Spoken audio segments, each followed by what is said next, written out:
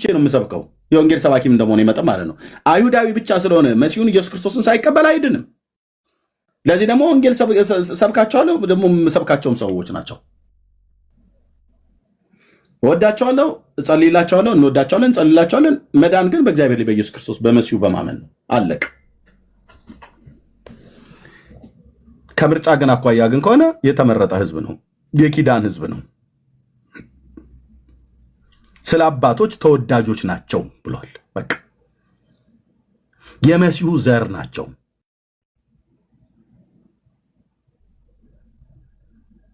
ይህንን ልንቀበል ይገባል ለማለት ተወዳለሁ። ቴንኪው ባዬ ማን ነው? ምን አለበት ስምን ብታስተካክለው ምን ነበር? ቢኒያም ነው በኃይሉ ነው እና ባያ እና ላስኔሜ ዲና ዳምጥ ነው እና በኃይሉ ለማለት ነው። ባያም ሶሪ ማስተካከል ባያ ለማለት ፈልጌ ነው። እና ያ ቅድም እዛኛው ቤት ተገናኝተን ነበርና እኔ ጠፋህ አልመሰለኝም። የሆነ ጥያቄ ጠይቄ ነው የገባሁት እና ግን ትንሽ ሚስ ሪፕሬዘንት አድርጋችሁ አንታይ ሰማይት ነው እና ብላችሁ አስወጣችሁኝ። ግን እኔ አይደለሁም፣ እኔ እንደሚሱን ነግር ነው እና እኔ ጥያቄ ስለነበረኝ ነው የገባሁት እንጂ ለሆንም አልችልም። እኔ ራሴ ሰማይት ነው ብዬ ነው የማስበው እና ጥያቄ ስላልተመለሰልኝ ነው። እና ትንሽ እንደዛ አንተ የተጠየቀውን ጥያቄ ለምንድን ነው ያልመለስከው? ምን ነበር የጠየቀኝ? እኔ የጠየቀኝን ጥያቄ አልመለስኩልም። ገና እህቴ መዲ ስትሰጠኝ እስራኤል አንተ እንትን ያልከው እኮ መጨረሻ ላይ አብርሃም ላይ ሄደ። መጨረሻ ላይ አይደለም፣ ገና መጀመሪያው ላይ ሲጀምር እስራኤል መመረጡን ከአብርሃም ነው የሚጀምረው ብዬ ስነግርህ የትንቢተ ኢሳይያስ መጽሐፍ ምዕራፍ 51 ጠቅሼ ስነግርህ ትቀበለዋለህ፣ ታምነዋለህ እንደ ክርስቲያን ብዬ ስለ አምነዋለሁ እቀበለዋለሁ አልክ።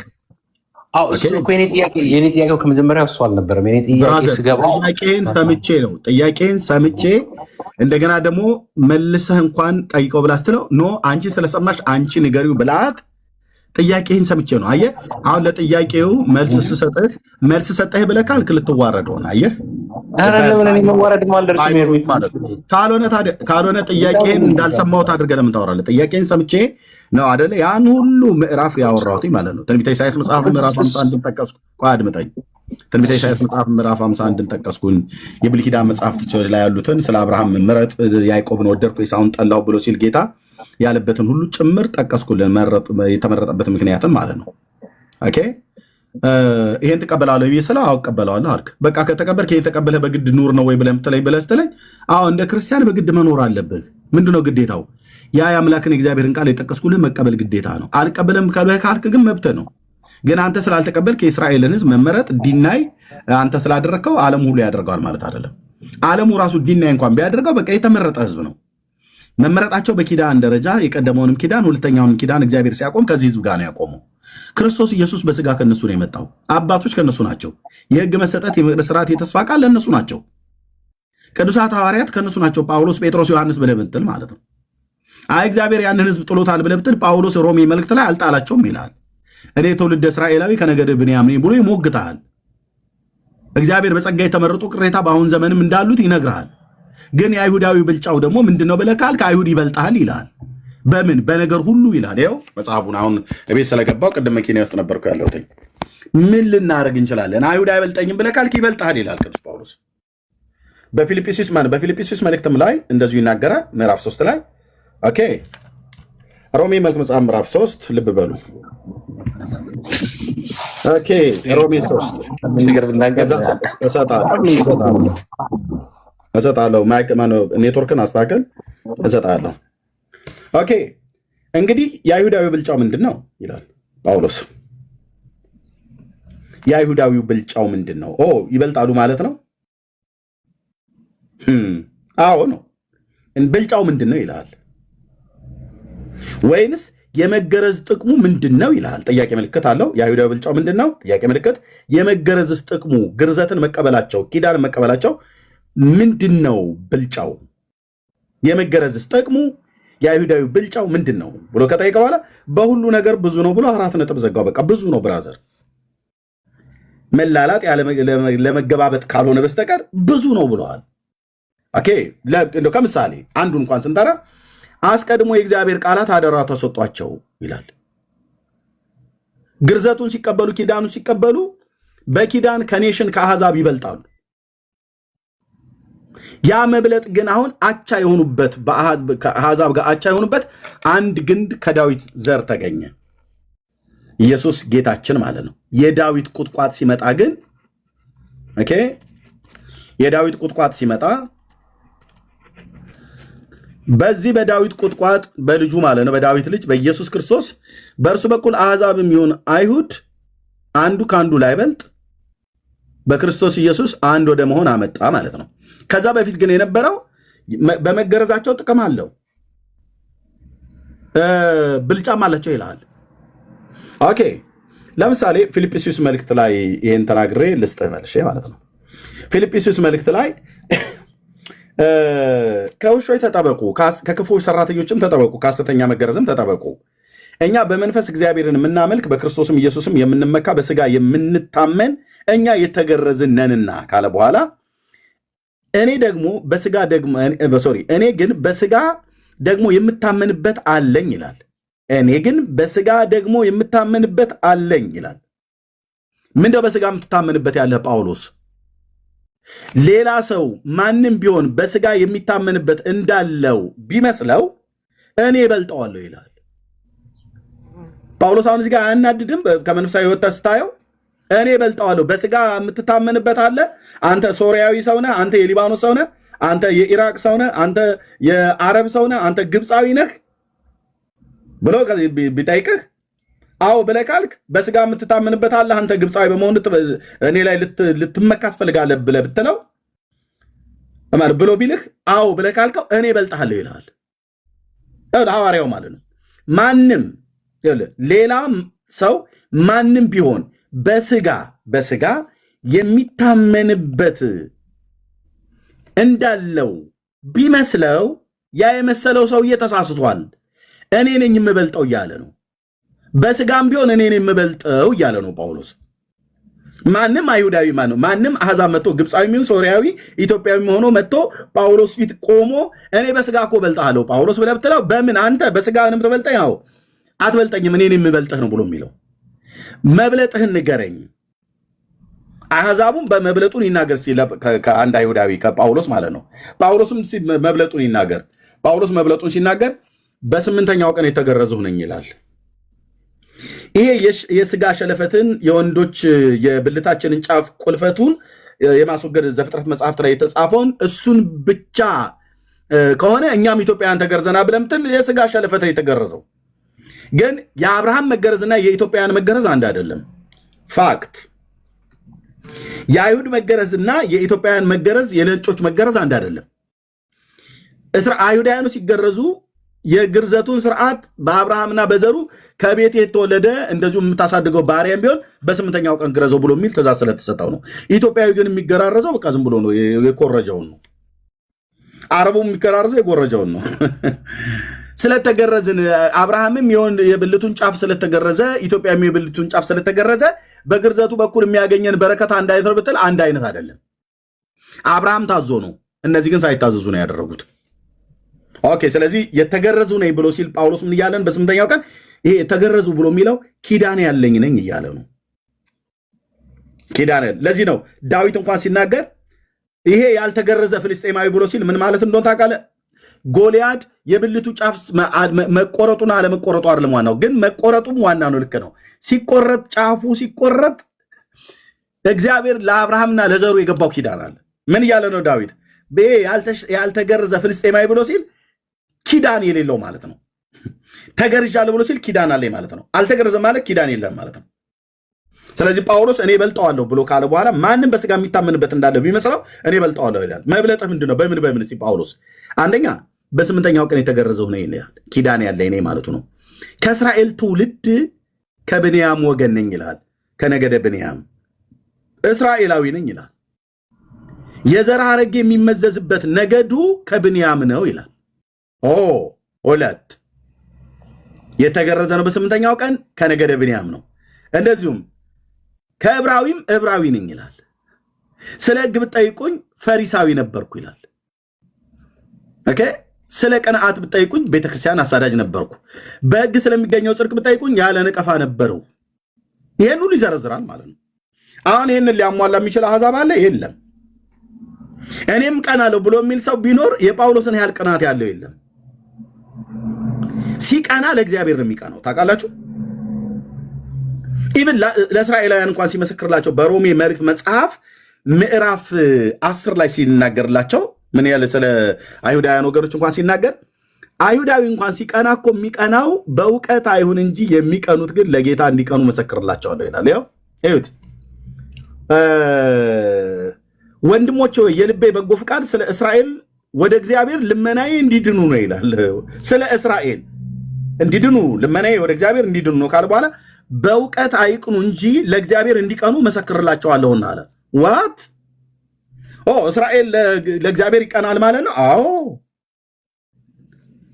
ራሱም ለጌታ ከመንቅናት እኮ የተነሳ ነው ቤተክርስቲያን እስከ ማደሰር ድረስ ያደረሰው ማለት ነው።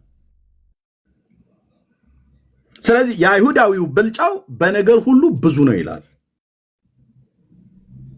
ምን ልናደርገው እንችላለን? አዎ የኪዳን ሕዝብ ስለሆነ በምርጫ ኦኬ በቃ አባቶችን መርጧል እግዚአብሔር። ስለ ወንጌል ጠላቶች ናቸው፣ ስለ አባቶች ግን ተወዳጆች ናቸው እያለን የአዲስ ኪዳን መጽሐፍት እየነገረን እኛ ተወዳጆች አይደለም ከአውሮፓ ሀገር ተለቃቅመው የመጡ ብለው ሲሉ የሰማይ አምላክ ቅዱስ እግዚአብሔር ይሰማል ያያል። ብራዘር ግን እውቀታችሁ መናገር ትችላላችሁ፣ መቀጠል ትችላለህ። ባያ ኤርሚ አመሰግናለሁ። አክቹዋሊ እኔ ኤክስፕላኔሽን በደንብ ተቀብያለሁኝ። እኔ መጀመሪያ ጥያቄው እንደውም ከመጀመሪያው ስገባ እዛ የነበረው እኛ የተለየነን አሁን በኒው ጀኔሬሽን ነው ኮንቨርሴሽን የነበረው እና በጦርነትም አሁን እኛ በ6 ቀን አሸነፍን፣ አሁንም በዚህ አይችሉንም። በቃላል ኮንቨርሴሽኑ ዊ አር ስፔሻል ነው እና ስፔሻሊቲው ምንድን ነው እስኪ ንገሩኝ። ከኛ አሁን ባለ ነው ትውልድ ምንድን ነው የሚለውን ጥያቄ ነው ስፔሻሊቲው እስኪ አስረዱኝ ለማለት ፈለው። የተለየ ጣት አላችሁ፣ ሶስተኛ አይን አላችሁ፣ ምንድን ነው? እኛ ዌር ስፔሻል። አሁን መልሶ የመጣው ምንድን ነው? ከአንተ መጨረሻው አብርሃም የመረጣቸው ህዝቦች ናቸው። ስለዚህ በቃ መርጧቸዋል፣ አክሴፕት አድርግ። ከዚህ በኋላ ለሚመጣው የጀነሬሽን ልጅ ከኛም በታችም ለሚፈጠረው ዌር ስፔሻል። አሁን የሚፈጠረው ሳይኮሎጂ ከዚህ ነው የሚገነባው፣ ፖለቲካም ከዚህ ነው የሚሰራው እና ከዛሽ እንደዛ ከሆነ አሁን ያልከኝ በቃ እግዚአብሔር አብርሃም መርጧቸዋል፣ አክሴፕት አድርግ። አዳልቷል ካልከኝ እሺ ቴንኪው አመሰግናለሁ። የሚያዳላ አምላክ ነው ማለት ነው እኛ የምናመልከው። ግን የሚመጣውን ነገር ኮንስኬንስ ልክ አልኮኝ እኔ እግዚአብሔር አዳልቷል መርጧቸው አሁን ቅድም እኮ እንደዛ አዳልቶ መርጧቸዋል። እስራኤላውያኖችን መርጧል። በቃ ዱሽ የኔ ነው አዳልቷል። አክቹዋሊ ያለ ወደ ኋላ ተመልሰህ ብታይ እኔ ስለሰማሁት ነው ወዳጅ የጠየቁ መልስልኝ። አዳልቷል ብሎ የሚል ካልተጠቀምኩ ያ ተጠቅመሃል። ወደኋላ ቀድሞ ገባ ብለህ ይኸው ወደኋላ ተመልሰና ኦኬ እንደዛ ከሆነ እነሱ መርጧቸዋል። እነሱ ታች ወረድ ውሸታም ሰው ስለሆንክ ታች አውርጃለሁ። ሶል ቀጥታ ያ ቴንክ ዩ ተባረክልኝ። በምን እንደ ወረድን ባላቅም እኔ ነኝ ያስወረድኩት። ስለዋሸ እኔ ነኝ ያስወረድኩት። የቅድሙን የቤተ እስራኤሎችን ነው። እዚህ ጋር አንድ መቋጫ መሳት ያለብን ወዳጃችን በጠየቀው ጥያቄ ነው። ቅድም የሰጠው ጥቅስ በዚህ በሐዋርያት ምዕራፍ 14 ላይ በልስጥራን የሆነውን በደርቤን የሆነውን ነገር ያችን ቃል እንዲዝል ይፈልግ የነበረና እርሱ ይላል ሳነበው እርሱ በባለፉት ትውልዶች አሕዛብን ሁሉ በገዛ ራሳቸው ጎዳና ይሄዱ ዘንድ ተዋቸው ይላል። ከዚህም ሁሉ ጋር መልካም ስራ እየሰራ ሰማይን ዝናብን ፍሬ በሚሆንበት ወራት ሲሰጥ ልባችንን በመብልና በደስታ ሲሞላ ራሱን ያለ ምስክርነት አልተወም ይላልና እቺ ሐዋርያት ምዕራፍ 14 ላይ ለጳውሎስና ለበርናባስ እንዳይሰውላቸው የግድ ያስተዋቸው የተነገረችው ቃል ይሄ አሁን ወንድማችን ለሚጠይቀው ጥያቄ ዋና መልስ ነች። እግዚአብሔር ከእስራኤል አንግል ስናወራ እዛኛው ቤት በጥንቃቄ የምናወራው ከወንጌል አንግል ነገሮች እንዳይደፈራረሱ ነው። እስራኤል የኃጢአት የመድኃኒት ኦፕሬሽን ተደርጋ ነው እግዚአብሔር ከየት ያደረጋት የመረጣቸውም እግዚአብሔር የጠፋበት። አሁን ዛሬ እዚህ አንተ ቤት ወንጌል ነው የምናወራው። እኔ ወንጌላዊ ነኝ። ስለ ወንጌል በደንብ ማውራት እንችላለን። የሚሰማ ከሆነ ወንድማችን ክርስቲያን ከሆነ የጠፋበትን የሰው ልጆችን ወደ ክብሩ ለመመለስ የሄደበት መስመር ነው እግዚአብሔር እስራኤል ማለት። ይህንን በደንብ እንደ ክርስቲያን ያምናል ብዬ አስባለሁ። ሁላችንም የምናምነው ነገር ይሄ ነው። መጽሐፍን የምናስተምረው ይሄ ነው። ከብሉይ ኪዳን አዲስ ኪዳንም ሌሎች መጽሐፍን ቢጨምር አንድ ነው ዓላማው። ዓላማው ምንድን ነው? የጠፋበትን የሰው ልጆችን ለመፈለግ የተሰመረ መስመር ነው። አብርሃምን ሲጠራው በይስሐቅ ቤትም በያዕቆብም በእስራኤል ቤትም ብዙ ነገሮች የሆኑት የሰው ልጆችን አሁን እዚህ ግልጽ ወንጌል ስለምናወራ ማለት ነው። ስለዚህ እቺ ቃል በቀድሞ ዘመን በገዛ መንገዳቸው እንዲሄዱ አሕዛብን ተዋቸው ለጊዜው መሲሁ እስኪመጣ ድረስ። አሕዛብ በራሱ መንገድ ሄደ። እግዚአብሔር ደግሞ ከእስራኤል ጋር ሆኖ የብሉይ ኪዳንን ስርዓት፣ የመቅደስን ስርዓት፣ የሕግን የነቢያትን ስርዓት ካዘጋጀ በኋላ መሲሁ የሚመጣበትን መንገድ አዘጋጀ። ይህ ነው የባይብል ጅማሬውም ይሄ ነው፣ አልፋውም ኦሜጋውም ይሄ ነው። ክርስትና እዚህ ላይ የተመሰረተ ነው። መንፈሳዊ ነገር እዚህ ላይ የተመሰረተ ነው እንጂ ሁለት አራት አይን ኑሮት አይደለም አይሁድ፣ ወይም ደግሞ ሌላው አሕዛብ ደግሞ አንድ አይን ኑሮት አይደለም። የሰው ልጅ ሁሉ የሰው ልጅ ነው።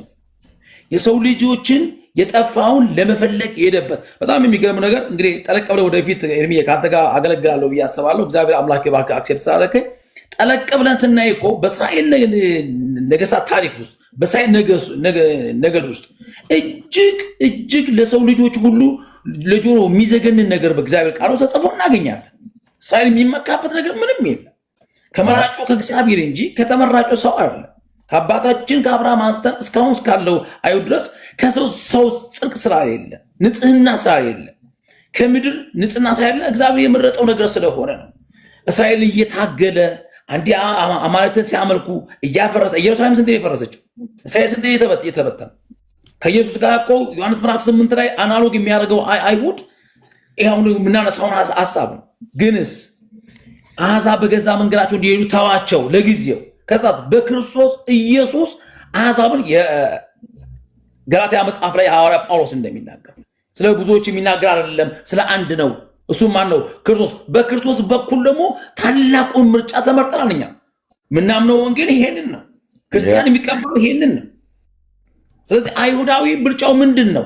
ምንም አይደለም። እግዚአብሔር አድራ ስለሰጣቸው ነው። የአባትነት አድራ ስለሰጣቸው፣ የኪዳን አድራ ስለሰጣቸው፣ የተለያዩ የስፒሪቹዋል ሴሬሞኒ ስለሰጣቸው ነው እንጂ እኮ አይደለም። ከማንም አይበልጥም። ነፍስ ነች። እዛ ሕዝቅኤል መጽሐፍ ላይ እንደሚናገር የአባት ነፍስ የኔ እንደሆነ ሁሉ የልጆች ነፍስ የኔ ነው ስለሚል ማለት ነው። ስለዚህ እግዚአብሔር በእስራኤል በኩል ያመጣውን ደህንነት በክርስቶስ ኢየሱስ ዘርግቶታል። በዚህ ነው የሚሟገተው እኮ ጳውሎስ። እንዲድኑ ነው እያለ እነሱ የሚሟገታቸው እኮ በዚህ ነው። የመጨረሻ የመዳኝ መንገድ እንዴት አስቀምጦለታል? እሱ ላስትሪ ላይ የምናወራው ነገር ነው። ለአሕዛብ ግን እጁ ተዘርግቷል። እስራኤል ከአሕዛብ አላስበለጠም ነው ኮንሲኩዌንሱ የመጽሐፍ። ስለዚህ ወንድማችን አሁንም ይህን ቃል በደንብ ትባለው ወንጌል መጽሐፍ አንብብ፣ የእግዚአብሔርን ነገር በደንብ ተከታተል። አዲስ ኪዳን ክርስቶስ ኢየሱስ ሁሉንም እኩል የሚያረገበትን በር ይዞልን መጥቷል። አይሁዳዊ የለም፣ የግሪክ ሰው የለም፣ ጨዋ የለም፣ ባሪያ የለም፣ እስኩቴ የለም፣ ሁሉ በክርስቶስ አንድ ሆኗል የሚል የተደላደለ የክርስትና ትምህርት አለ። ይህንን አይሁድ ላይቀበል ይችላል። ይህንን እስራኤል ላይቀበል ይችላል። ለምን አልተቀበሉ? እኔ በጣም የሚገርመኛ መሰለኝ በጣም የሚገርመኝ አሁን የምመለከተው ነገር እኔ በጣም ጠንቄ ነበር ከእነሱ ጋር ማወራው፣ ወደፊትም ከጠንቄ ከአይሁድ ጋር ማወራው። መጽሐፍ ቅዱስ ሐዋርያ ጳውሎስ እንደዚህ ይላል፣ የአሕዛብ ሙላት እስኪፈጸም ኪወርድ በአንዳንድ በእስራኤል ላይ ድንዛዜ ሆነ ይላል።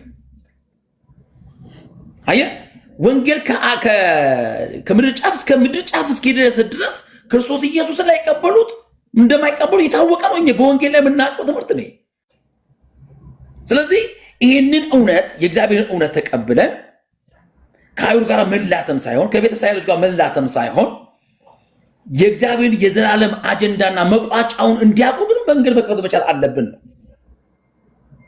ስለዚህ አሁንም ወንድም የሚሰማኝ ከሆነ ለሱ እየመለስኩለት ሳይሆን አጠቃላይ የወንጌል እውነቱ ይሄ ስለሆነ በወንጌል ትምህርት ውስጥ የምንማራቸው ለእኛ የተሰጠን የአዲስ ኪዳን ራሱ አዲስ አሁን ብዙ ማንጠቀማቸው አዲስ ኪዳን የሚባለው ትምህርት እኛን ወደ ኪዳን ወደ አብርሃም አሸዋ መልሶናል፣ ወደ አብርሃም ኮከብ መልሶናል ኢን ክራይስት። ስለዚህ እነሱ ጋር ገብተን ስናወራ ስለ እስራኤል ነው፣ ቶራውን ነው የምናወራው፣ ተጠንቅቀን ነው የምናወራው። እውነተኛውን ነገር ይዘን ግን እስራኤል ስላልጣላት እግዚአብሔር ከእነሱ ጋር የምናወራበት አግባብ ይሄ ነው የሚል ሀሳብ ነው ያለኝ። ቴንክ ዩ ተባረኩልኝ። ቴንኪው ወንድሜ ሰለሞን ተባረክ። ይሄው ነው እኮ እንግዲህ አንድ ክርስቲያኔ ብሎ ያለ ሰው አይሁድ በኪዳን ደረጃ መመረጡን መጽሐፍ ቅዱስ ዲናይ ካላደረገ ክርስቲያኔ ብሎ ያለ ሰው ዲናይ ሊያደርግ አይችልም።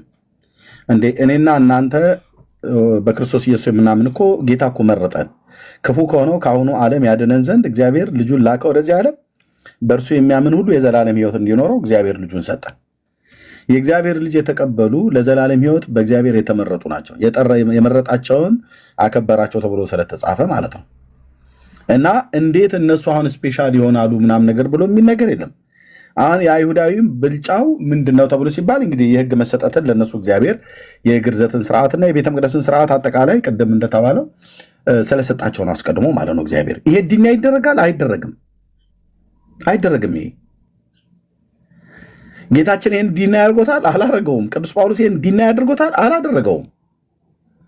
ከየት አምጥታችሁ ነው? ቀደም አሁን ሲናገር የነበረው ሰውዬ ማለት ነው።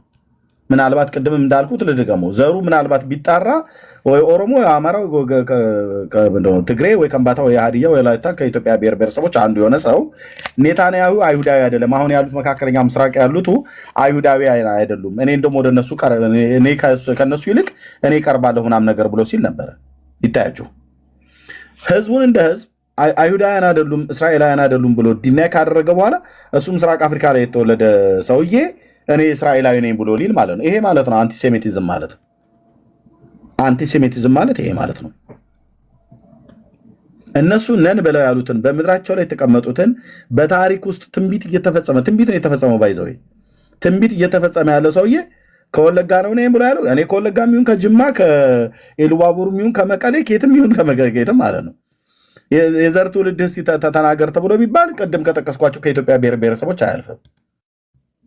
እነዚህ አንቲሴሚቲዝም ያላቸው አስተሳሰብ ያላቸው ከነሱ ሚዲያ ጡጦ የሚጠቡ የሚያነቡትም የነሱን ጽሁፍና ምናምን ነገር የሆነ ነው። መጽሐፍ ቅዱስን ግን ካነበብክ በደንብ የእስራኤልን የኪዳን ህዝብ መሆኑን መመረጡን ዲናይ አያደርግም፣ ማንም አያደርግም። አዲስ ኪዳን ኪዳኑ እንኳን ሲገባ እግዚአብሔር የገባው ከይሁዳና ከሰማሪያ ህዝብ ጋር ነው። ከእስራኤል ቤትና ከይሁዳ ቤት ጋር የተባለው ዘመነው ኤርምያስ መጽሐፍ ምዕራፍ 31 ላይ ይሄን ማለት ነው። ጁዲያና ሰማሪያ ማለት ነው። ያኔ ለሁለት ተከፍለው ስለነበረ ኤርምያስ ይህን ትንቢት በተናገረበት ሰዓት ላይ እስራኤል ለሁለት ተከፍለው ስለነበረ ማለት ነው። የመጀመሪያው እንግዲህ ትንቢት መናገር የጀመረው በንጉሱ በኢዮስያስ ዘመን ነው፣ በ640 ቅድመ ልደተ ክርስቶስ ማለት ነው ኤርምያስ። ስለዚህ በይሁዳና በሰማሪያ ያለውን ህዝብ የእስራኤል ቤትና ጁዳ፣ የሰሜኑ ክፍል ሰማሪያ እስራኤል ተብሏል፣ የደቡቡ ክፍል ደግሞ ጁዳ ተብሏል ተጠርቷል ማለት። ስለዚህ ከይሁዳ ቤትና ከእስራኤል ቤት ጋር አዲስ ኪዳን የምገባበት ወራት ይመጣል አለ። በዚህ በአዲሱ ኪዳን ውስጥ በቃ እግዚአብሔር ለአባታችን ለአብርሃም የገባውን ዘፍጥረት መጽሐፍ ምዕራፍ 22 ቁጥር 18 ላይ የገባውን ትልቁን ኮቨናንት ትልቁን ኪዳን እግዚአብሔር በአሕዛብ ወደ አሕዛብ እንዲደርስ አደረገ ማለት ነው። አሕዛብ በአዲስ ኪዳን ኢንክሉድድ የሆኑበት በክርስቶስ ኢየሱስ በአብርሃም ዘር በሆነው በኢየሱስ ክርስቶስ በኩል ወደ አሕዛብ እንዲደርስ ነው በረከቱ። በቃ ደረሰን እኮ ኦኬ። ኢቭን ራሱ እስራኤላዊ እንኳን ቢሆን በዘፍጥረት መጽሐፍ ምዕራፍ 22 ቁጥር 18 መሰረት እግዚአብሔር በሚያመጣው በአብርሃም ዘር በመሲሁ በኩል ነው ራሱ እስራኤል የሚባረከው ማለት ነው። ራሱ እስራኤል የሚድ ነው። ለዚህ ነው ቅዱስ ጴጥሮስ ሲናገር ከክፋታችን እየመለሰ ይባርካችሁ ዘንድ ብላቴናውን ሰደደው ተብሎ የተጻፈው ማለት ነው። አለቅ ራሱ እስራኤል እንዲባረክ እግዚአብሔር ልጁን ሰጥቷል። አለቅ። ይሄንን ጌታ የተቀበለ አይሁዳዊ ይድናል። ይሄን ጌታ የተቀበለ አሕዛብ ይድናል። ከአሕዛብ ይሁን ከአይሁዳዊ ከየትኛውም ቦታ ላይ ዘር፣ ቋንቋ፣ ቀለም፣ እውቀት፣ ሃይማኖት ምናምን ሳይፈጥር በኢየሱስ ክርስቶስ ያመነ ሁሉ አዲስ ፍጥረት ነው። አለቅ። እና እንዴት ይሄንን ተቀብየው ልኖር? በቃ ግዴታ ነው መቀበል፣ ግዴታ ነው።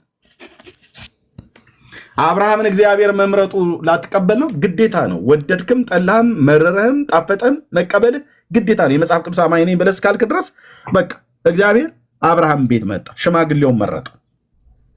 እንዴት እኛን ሳታማክር እንዴት ትመርጠዋለህ ብለህ ካላልክ በስተቀር ማለት መረጥኩት አለ። ያዕቆብን ወደድኩ ብሎ ሲለኝ ማለት ግን እንዴት ግን አሁን እሱን መውደድ ተገቢ አይደለም ብለን ልንለው እኛ ማንን?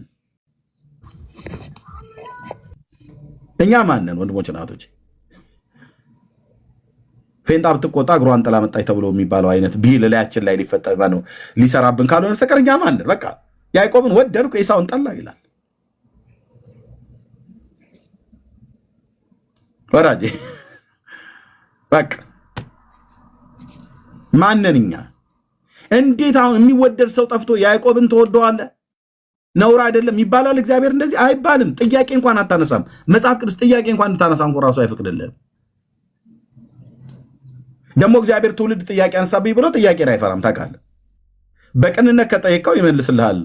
ከቅኖች ጋር ቅን ስለሆነ በቅንነት ከጠየቀው ይመልስልሃል። በትዕቢት ከጠየቀው ግን ስርና መሰረትን ይነቅልሃል። እግዚአብሔር አይዘበትበትም። ማን ስለሆነ ግን የእነሱ አምላክ ምናምን ነገር ብለህ ጫማ አነሳለሁ ብለህ ካልክ ምላስን ወደ ውስጥ ከቶ ወደ መቃብር ያወርዳል ማለት ነው። ራሱ እግዚአብሔር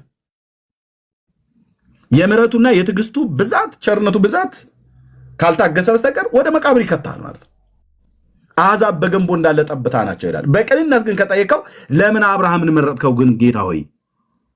ድንጋይና እንጨት እየጠረቡ እየጠፈጠፉ የማይሰሙ የማይለሙ አይን ያላቸው ጆሮ ያላቸው የማይሰሙ አይን ያላቸው የማያዩ በድን አማልክትን ሲያመልኩ የነበሩበት ቤት ብላልጠፋ ሰው እዛ ቤት ውስጥ ገብተህ ከታራን ልጆች ሐራንና ናኮርን ትተህ አብርሃምን ትመርጣለህ ግን እንዴት ግን ብታስበው ነው ብለህ ብትለው በቅንነት ከጠየቀው ጌታ ይመልስልሃል። የቅኖች አምላክ ነው። በትዕቢት ግን ከጠየቀው ግን እምቦጭ ያደርግሃል ማለት ወደ መቃብር ይከትህና መቃብርህ ላይ ዛፍ ይበቅላል ማለት ነው። እግዚአብሔር ትዕቢተኞችን በልባቸው ሐሳብ መበተን ስራው ነው አልኩ። ስራው ነው። ትዕቢተኞችን በልባቸው ሐሳብ በትኗል ብሎ እንዳለ ማለት ነው። ስራው ነው። በትህትና ግን ከጠየቀው ይመልስልሃል ጌታ። ለምን ጌታ ሆይ ምርጫ ያስደንቀኛል። አንተ አብርሃም ጋር ስትንጠራራ በኢየሱስ ክርስቶስ ያመኑ በዚህ ወንጌላዊ ሰለሞን በምንድን ነው የተመረጠው? ወንጌላዊ ሰለሞን አሁን ኤርሚያስ በምንድን ነው የተመረጠው? እንዴት ላልጠፋ ሰው ሰለሞንን ትመርጠዋለህ ለድነት ተብሎ ቢባል ማን አሁን ይህንን የሚጠይቅ የሚችል? ሰለሞንን የመረጥኩበት ምክንያት የውላችሁ አንደኛ ሲናገር አንደበተ ርቱዕ ነው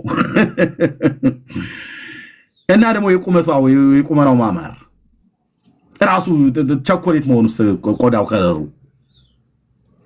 ቤተሰቦቹ ያደገበት ቀይ ሁሉ ጭምር እሱን ሁሉ ነው ብሎ ጌታ ይላል አይልም። ኤርሚያስም እኔም ሰለሞንም ዋቴቨር ማንም እዚህ ያለን እንዴት ወደድካቸው ብለህ ብትል ምንድን ነበር ለመውደድ ምክንያት እግዚአብሔር የሰው ልጅ ብለህ ብትል ምንም ምክንያት የለውም። ምንም። እኛስ እግዚአብሔር እንዲወደድ ምን ያደረግነው ነገር ስለነበረ ነው? ምንም። ከፍጥረታችን የቁጣ ልጆች ሆነን በበደላችንና በኃጢአታችን ሙታን የነበርን ሰዎች ወደዳችሁ። እግዚአብሔር ከወደደን ከትልቅ ፍቅሩ የተነሳ በክርስቶስ ኢየሱስ ወደዳችሁ ብሎ የሚል የምስራች ዜና ነው የተነገረን። እግዚአብሔር ማን? እግዚአብሔር የእስራኤል አምላክ። እውነታችሁ ነው? አዎ። ወደደን? አዎ። ምን አደረገልን? ስለወደደን ልጁን እኮ ሰጠህ። መቼ? የዛሬ 2000 ዓመት። ማን ነው ደግሞ እሱ? የእግዚአብሔር ልጅ ማን ይባላል? ኢየሱስ። እሺ፣ ከሰማይ መጣ። ምን ሊያደርግ? አንተን ፈልጎ። እኔ ምን ነበርኩኝ? ኃጢአተኛ። እና የመጣው እሱ ለምንድን ነው? ኃጢአተኞችን ሊያድን ክርስቶስ ኢየሱስ ወደ ዓለም መጣ እና የሚለውን ቃል ለተቀበሉ የእግዚአብሔር ልጆች እንዲሆኑ ኃጢአተኞችን ሊያድን ክርስቶስ ኢየሱስ ወደ ዓለም መጣ የሚለው ቃል ይታመንና ሁሉ ሊቀበሉት የተገባ ነው ብሎ የሚል የምስራች ቃል ተነገረኝ ማለት ነው። ይህን መልእክት የጻፈው ሐዋርያ ከኃጢአተኞች ዋና እኔ ነኝ ብሎ ሲል እኔስ ጳውሎስን ተው፣ በ8ኛው ቀን የተገረዘው ያለ ነቀፋ ኖር የነበረ ብሎ ያለ ከኃጢአተኞች ዋና እኔ ነኝ አላለም። ዕብራዊ ነኝ፣ የተገረዝኩ ነኝ፣ ከነገደ ብንያም ስለ ቅናት ብጠይቁኝ ቤተክርስቲያን አሳድር ነበር ብሎ ያለ ሐዋርያ ከኃጢአተኞች ዋና እኔ ነኝ ብሎ እንትኑን ሰቀለው። አየህ እስኬሉን እኔ ከአንተ የተሻለ ምናምን ነገር ብዬ እንዳልን የጳውሎስን የራሱን ጽድቅ አጉኖ እሰማይ አድርሶት ከዛ ይሄ ሁሉ አለኝ ግን አለና እሺ ግን ከኃጢአተኞች ዋና እኔ ነኝ። ጳውሎስ ኃጢአተኛ ነው? በሕግ ስለሚገኘው ጽድቅ ያለ ነቀፋ ነበርኩ ብላ አላልክም እንዴ? አዎ ብሏል በሰውኛ መስፈርት። እናስ አይ በእግዚአብሔር ፊት ከኃጢአተኛ ዋና እኔ ነኝ እና ምን ሆነልህ? ሳላቅ ስላደረግኩት ምሕረትን አገኘው። ማን ያለው? ጳውሎስ። ኤርሚያስስ በቃ የሆነ የሆነልኝ ብራዘር ጳውሎስ ዋነኛ እኔ ብሎ ካለ እኔንማ ቶ የሰለሞንን ቶ እዚህ ያለ በሙሉ ማለት ነው። እኛ ጌታን እኛን ለመውደድ ምን ነበር ያዋጣንለት ነገር? እኛን ለመምረጥ አብርሃም እያላችሁ አትላለጡ። አብርሃምን ሲወደው እግዚአብሔር ጣዖት አምላኪ ቤት ነው ገብቶ የወደደው። አንተን እንዴት ነው የወደደህ?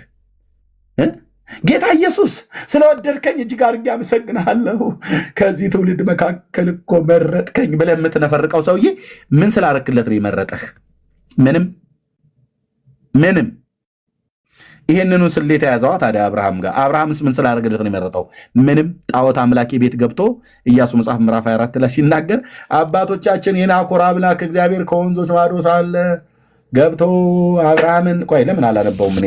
እኔ እኮ አንዳንዴ አየህ ዝም ብዬ የምለፋለፈው ነገር የሚገርመኝ ምን ላደርግ መጣሁ?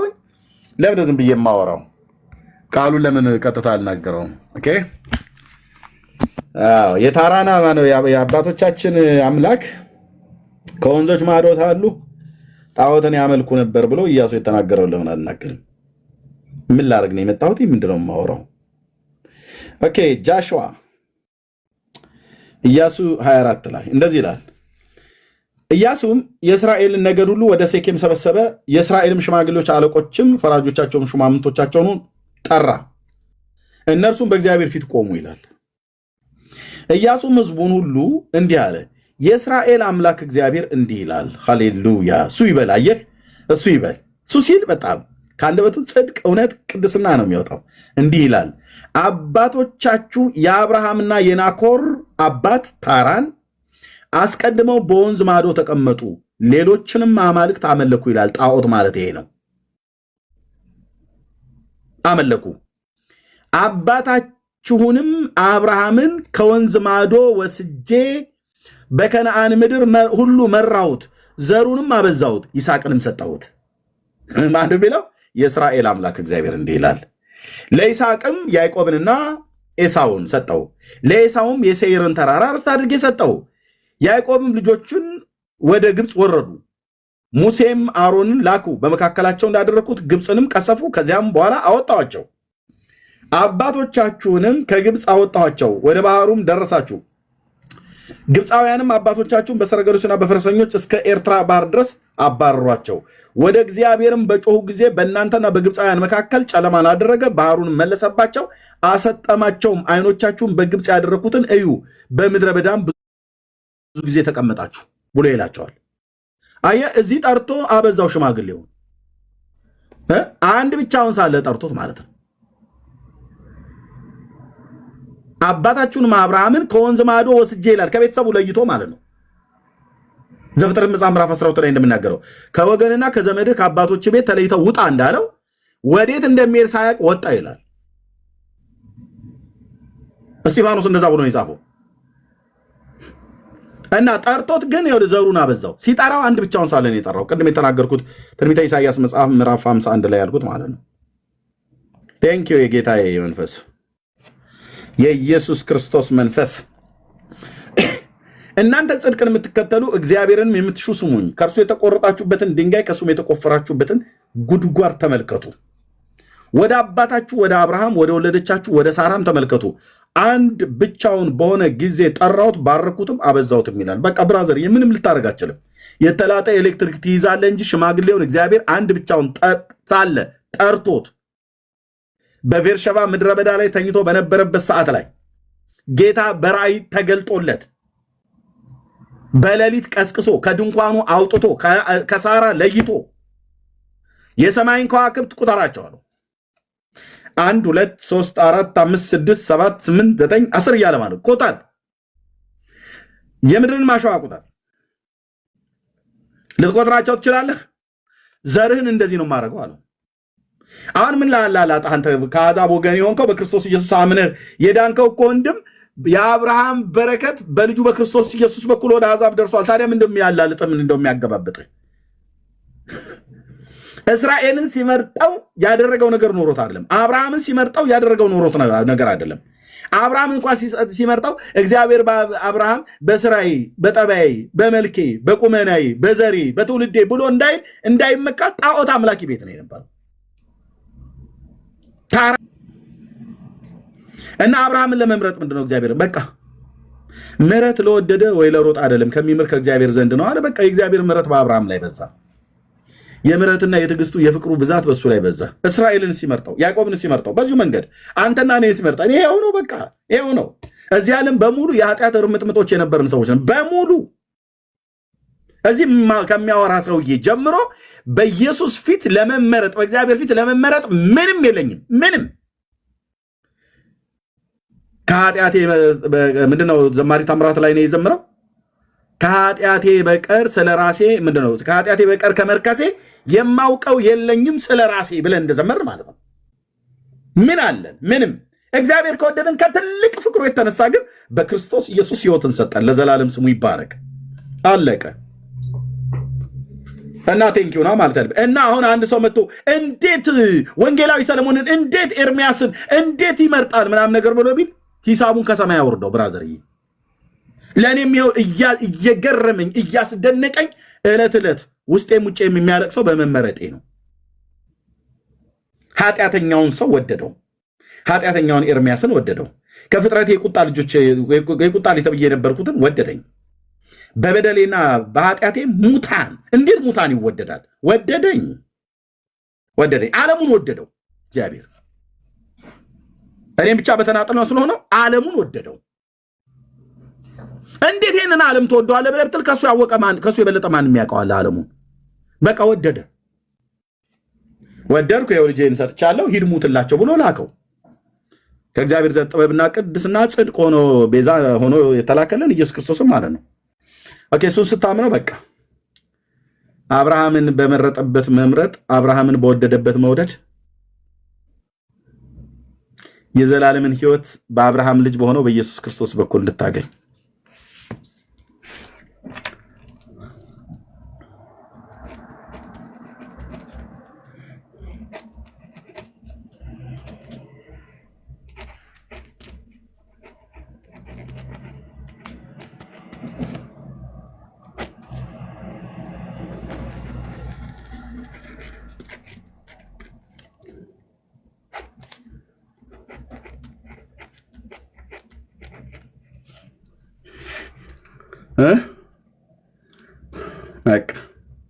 እግዚአብሔር ከሽማግሌው ጋር ኪዳኑን አቆመ።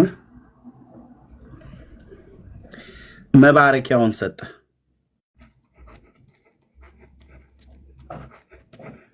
መባረኪያ፣ መጽደቂያ፣ መዳኛ ሰጠ። ሲሰጥ ለአይሁድ ለአሕዛብ ብሎ አላለም።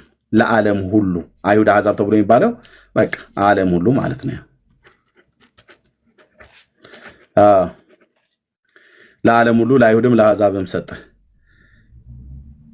እግዚአብሔር ለአይሁድም ለአሕዛብም ለዓለሙ ሁሉ የሰጠውን ልጁን ኢየሱስ ክርስቶስን ስታምን ምንድን ነው የምትሆነው?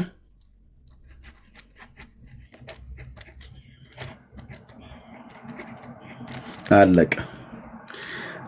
አሕዛብ ሆኖ በኢየሱስ ክርስቶስ ሲያምን አዲስ ፍጥረት ትሆናለህ። አይሁድም ሆነ በኢየሱስ ክርስቶስ ታምን አዲስ ፍጥረት ትሆናለህ። አሮጌው ነገር ያልቅልሃል ማለት ነው። መድኃኔዓለም አውልቆ ይጥልልሃል። ከዛ አዲስ ፍጥረት ትሆናለህ። እንደ እግዚአብሔር ጽድቅና ቅድስና የተፈጠረውን አዲሱ ሰው አዲስ ፍጥረት ትሆናለህ ማለት ነው። ስለዚህ ይሄ አዲሱ ፍጥረት የማን ልጅ ነው? የእግዚአብሔር ልጅ ማለት ነው። የጌታ ልጅ። አለቀ። አይሁድ በኢየሱስ ክርስቶስ ባያምን አዲስ ፍጥረት አይሆንም። አሕዛብም በኢየሱስ ክርስቶስ ባያምን አዲስ ፍጥረት አይሆንም። አዲስ ፍጥረት ካልሆነ አልዳንም። ካልዳኔ እግዚአብሔር ልጅ አይደለም ማለት ነው። ይህንን ሲያደርግ አይሁዳውያን በኢየሱስ ክርስቶስ እንዲያምኑ በሱ በማመናቸው ብቻ የዘላለም ሕይወት እንዲያገኙ፣ አሕዛብም በማመናቸው ብቻ በኢየሱስ ክርስቶስ በማመናቸው እንዲያው በጸጋው እንዲጸድቁ አደረገ። አይ እኔ እኮ ያው ምልህ ያው አለ አይደለ እኔ ከአሕዛብ የተሻለ ጽድቅ አለኝ ብሎ አይሁድ ሊንጠባረር አይችልም። አሕዛብም ደግሞ እኔ ከአይሁድ ይልቅ የተሻለ መታዘዝ ብሎ ሊል አይችልም። እነሱንም እኛንም ባለመታዘዝ ዘግቷል ይላል። ሃሌሉያ። በቃ ከሁላችን ከሕግ በታች ተዘግተን እንኖር ነበር ይላል። በቃ ከሕግ በታች የተዘጋኑን ሁላችን እዚህ ተዘግተን፣ አይሁድም አሕዛብም እዚህ ሲንጫጫ ማለት ነው። ከሕግ በታች ተዘግተን የነበረውን ነፃ ሊያወጣ እግዚአብሔር የዘመኑ ፍጻሜ በደረሰ ጊዜ ከሴት የተወለደው ልጁን ላከ ይላል፣ ከሕግ በታች ያሉትን ይዋጅ ዘንድ። ቴንክ ዩ ሎርድ። ኢየሱስ ክርስቶስ የእግዚአብሔር ልጅ ለዘላለም ስም ይባረክ የኔ አባት። በቃ ስለዚህ እልል ብለህ ጣሪያ ላይ ወጥቼ ዛፍ ላይ ወጥቼ እየተንከባለልኩኝ አመድም ላይ አፈርም ላይ የማመሰግነው ማን ነው? ውዴ ኢየሱስ አንተን ነው ያልኩት፣ ከማንም በላይ የመረጥኩት። ወድሃለው በሕይወት ዘመኔ አልለይህም አንተ እኔ። በቃ ይሄ እውነት ነው። በቃ የሚያስጮህ ማለት ነው ለእኛ ለወንጌላውያን አማኞች አይደል? በቃ ይሄ እውነት ያስጮኸናል። ይሄ እውነት ያስገርመናል። ይሄ እውነት በሌለኝ እይን አንጀጣ እንደሚለው ማለት ነው ወገኔ። ይሄ እውነት ያስጮኛል።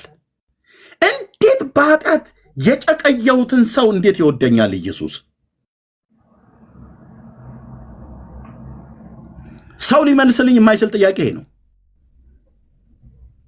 በቃ ጌታ ወይ ራስ መልስልኝ ብዬ ስለው ወደድኩህ አለኝ። አለቀ እኮ። ምኔን አይተህ? ንግግሬን፣ ከሰዎች ጋር ያለኝን ተግባቦት፣ ዘሬን፣ ትውልዴን፣ ቋንቋዬን፣ ብሔሬን፣ የትምህርት ችሎታዬን ብዬ እንዳልለው የሰራኝ እሱ ነው።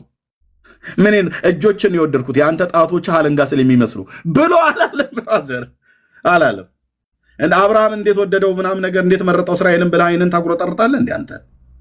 የተደረገልን በክርስቶስ ብታቅ ኖሮ ብራዘር፣ እነዛን አባቶች ከጣዖት አምላኪ ቤት ጠርቶ የባረከው የአብርሃምን አምላክ በልጁ በክርስቶስ ኢየሱስ በኩል ያ በረከት ወደ እኔና ወደ አንተ ደርሶ ነበር። ስለዚህ አባታችን አብርሃምን ስትመርጥ ያልተሳሳትክ፣ በአንተ ዘንድ በስህተት የተደረገ በስህተትም የተነገረ በስሜትም የተወራ ነገር የለም። አንተ እግዚአብሔር ነህ፣ ጽድቅን ትናገራለህ፣ ቅንንም ነገር ታወራለህ። በዘላለም ተራሮች ላይ ሆነ በድንቅ የምታበራ የአባቶቻችን አምላክ ማንም ሊቀርበው በማይችል ብርሃን ውስጥ ለዘላለም ትኖር ነበር። ያንተ ትልቁ ጌታ እኔን ለመፈለግ ወደዚህ ዓለም ሰው ሆነ መጣህ። ከዚህ አባት ዘር በስጋ ተወለድክ። ለበደል ኃጢአቴ ቀራኔው ኮረብታ ላይ ሞትክልኝ። እኔን ስለማጽደቅ በሶስተኛው ቀን ቅዱሳት መጽሐፍት እንደሚናገሩት ከሙታን ተለይተህ ተነሳ። በስምህ በማመኔ ንስሐና የኃጢአት ይቅርታ አገኘሁኝ። ልጅ ተብዬ ተጠራሁኝ። አብ እንዲህ አይነቱን ፍቅር እንደሰጠን እዩ እንዲሁም ነን ተብሎ የተጻፈው እውነት ለእኔ ሆነልኝ ብለህ አመድ አንጥፈህ ማቅ ለብሰህ በእግዚአብሔር ፊት ስለዚህ ትልቅ ምስጋና ልናመሰግን ነው የሚገባው እንጂ እንዴት አብርሃምን ይመርጠዋል ማለት ዳዊትስ ማን ስለሆነ እስራኤልስ ምናን ስለሆነ አትመካባቸው ብለዋል። ብራዘር እየከ አይሁድ ላይ አትመኩ። አንተ የበረሃ ወይራ የሆንክ ፍጥረት ነህ። ከፍጥረት የቁጣ ልጅ ሆንክ፣ የበረሃ ወይራ ማለት ነው። አትመካባቸው ብለዋል። አትመካ። እነሱ ባለማመን ምክንያት ተቆረጡ። አንተ በማመን ምክንያት ቆምህ። ፍራ እንጂ የትዕቢት ነገር አታስብ። እግዚአብሔር ከፍጥረታቸው ለሆኑት ካራራ ለአንተም አይራራል ማለት ቆርጦ ይጥልሃል እያለ ነው እግዚአብሔር። አትመካ በአይሁድ ላይ። እነሱንም ባለመታዘዝ ዘግቷቸዋል፣ እኛንም ባለመታዘዝ ዘግቶ ነበረ። መሲሁ ተወለደና በስጋ ከቅድስት ድንግል ማርያም ተወለደና ማንም እዚህ አይሁድ ነኝ እያለ እንዳይንቀባረር ኢየሱስ እዚህ ቀራንዮ ላይ ያለል ጌታዬ፣ የኔ አባት ከአይሁድንም አሕዛብንም አንድ ያደረገ ፍቅር። ኦኬ እኔ እንግዲህ አሁን እንደምታውቁት የአብርሃም ዘር ነኝ፣ ከነገደ ዛብሎን ከንፍታሌም ምናምን። ኖ ኦኬ ቴንኪው ጌታ ይባርክህ። ከዛብሎንም ከአሴርም ከምናምን ነገር ሆንክ። አሁን ከዛብሎን ከአሴር ስለሆንክ አይደለም፣ በኢየሱስ ነው ወይ ነው አይሁድ ከሆነ ኦኬ። እኔው እንግዲህ እንደምታውቁት አሕዛብ ነኝ፣ እኔ ኢትዮጵያዊ ነኝ። ኢትዮጵያ ደግሞ የጀግና ሀገር ነች። ኖ ብራዘር ዳር ትይዛለህ። ኬንያዊ ነኝ፣ ኡጋንዳዊ ነኝ። ኦኬ ነው በኢየሱስ ክርስቶስ አምናሃል። አዎ የእግዚአብሔር አብን ፊት ታያለህ። ካልሆነስ አበደን አታዩም። ይህንን ረግጠህ እዚህ መስቀል ላይ የተሰራውን የማዳንን ስራ አክፋፍተህ ረግጠህ ወዲያ ብለህ አትገባም። ለዚህ ነው አየህ አሕዛብ ተስፋ እንዳንቆርጥ አንዳንዶች አይሁዳውያን የሚመኩብን ስለነበሩ ቅዱስ ጳውሎስ በኤፌሶን መልእክቱ መጽሐፍ ምዕራፍ 2 ተናግሬ ለሌሎችም ልስጥ። ኤፌሶን መልእክቱ መጽሐፍ ምዕራፍ 2 ላይ ምን ይላል ቅዱስ ጳውሎስ? በተለይ ቁጥር 11 አካባቢ ላይ እንዲህ ይላል፣ የምታውቁት የእግዚአብሔር ልጆች የአምላካችንን ቃል። ስለዚህ እናንተ አስቀድሞ በስጋ አሕዛብ የነበራችሁ፣ በክርስቶስ ኢየሱስ ከማመናችሁ በፊት በስጋ አሕዛብ የነበራችሁ፣ ከኦሮሞ፣ ከአማራ፣ ከትግሬ፣ ከከምባታ፣ ከቻይና፣ ከጃፓን፣ ከእንግሊዝ፣ ከአሜሪካ፣ ከካናዳ፣ ከአፍጋኒስታን፣ ከኡዝቤኪስታን በስጋ ከአብርሃም ዘር ውጭ በአሕዛብ ተብላችሁ የምትጠሩ የነበራችሁ በስጋ በእጅ የተገረዙ በተባሉት በስጋ እጅ የተገረዙት እነማን ናቸው? አይሁዳውያኑ። በስጋ በእጅ የተገረዙ በተባሉት በእስራኤላውያኑ ማለት ነው። ያልተገረዙ የተባላችሁ ዳዊት ጎልያድን በተናገረበት ይሄ ያልተገረዘ ፍልስጤማዊ ብሎ እንደሚል ይሄ ያልተገረዘ ኢትዮጵያዊ ምን እያለ ነው? ይሄ ያልተገረዘ እንግሊዛዊ፣ አሜሪካዊ፣ ቻይናዊ፣ ፈረንሳዊ ብሎ እንደሚሉ ማለት ያልተገረዙ የተባላችሁ ይህንን አስቡ አለን ጳውሎስ። ምን እናስብ? ባይዘው ይህንን አስቡ ብሎ ያለው የተገረዘም አሕዛብ ማለት የተገረዘውም አይሁድ ያልተገረዘውም አሕዛብ ነው ይህንን ማሰብ ያለበት። ኦኬ በዚያን ዘመን ይላል የቀደመው ኪዳን ማለት ነው ከእስራኤል መንግስት ርቃችሁ ለእስራኤል መንግስት ተሰጥቶ ነበር። ይሄ መንግስት የማ መንግስት ነው? የእግዚአብሔር መንግስት። የት ነው የተጻፈው? ሁለተኛ ዜና መጽሐፍ ምዕራፍ 13 ቁጥር 5 እና 8 ላይ ታገኘዋለህ። የእስራኤል አምላክ እግዚአብሔር በጨው ቃል ኪዳን መንግስትን ለዳዊትና ለልጆቹ ሰጠ ይላል። የዳዊት መንግስት የእግዚአብሔር መንግስት ነው፣ የፖለቲካ መንግስት አይደለም። ፋክት። የዳዊት መንግስት የእግዚአብሔር መንግስት እንጂ የፖለቲካ መንግስት አይደለም። ያንን መንግስት ነው መሲሁ በሚወለድ ሰዓት ላይ ጌታ አምላክም የአባቱን የዳዊትን ዙፋን ይሰጠዋል ብሎ በመልአኩ በኩል ለማርያም የነገራት። ስለዚህ ጌታ አስቀድሞ ሰጥቶ ነበር ለዳዊት ለካ መንግስትን። ከዛ መንግስት ርቃችሁ ለተስፋው ቃል ኪዳን እንግዶች ሆናችሁ፣ የተስፋ ቃል ኪዳን ነበር የተሰጠ። በዚህ ዓለም ተስፋ አጣችሁ፣ ከእግዚአብሔር ተለይታችሁ ያለ ክርስቶስ ነበራችሁ። ልብሴን አውልቄ የሚያስብለኝ እውነት እዚህ ጋር ተጽፏል። አሁን ግን በአዲስ ኪዳን ግን በክርስቶስ ኢየሱስ በላከው በእግዚአብሔር ልጅ በኢየሱስ ክርስቶስ የምታምኑ አሁን ግን በፊት ርቃችሁ የነበራችሁ በክርስቶስ ኢየሱስ ሆናችሁ በክርስቶስ ደም ቀርባችኋል። ሃሌሉያ! ወይ ጌታዬ፣ ለዘላለም ስም ይባረክ። ወይ ጌታዬ። በቃ አይሁድስ በዚህ ደም ነው የሚቀርበው፣ አሕዛብስ በዚህ ደም ነው የሚቀርበው። በዚህ ደም ብቻ ነው የሚቀርበው። ልብ በሉ። በማን ደም?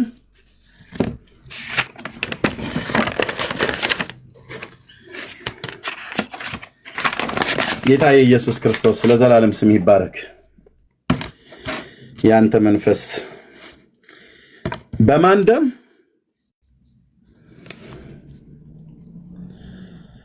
አይሁድም አሕዛብም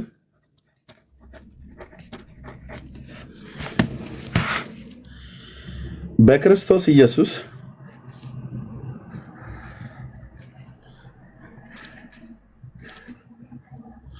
በመስቀል ላይ በፈሰሰው ደም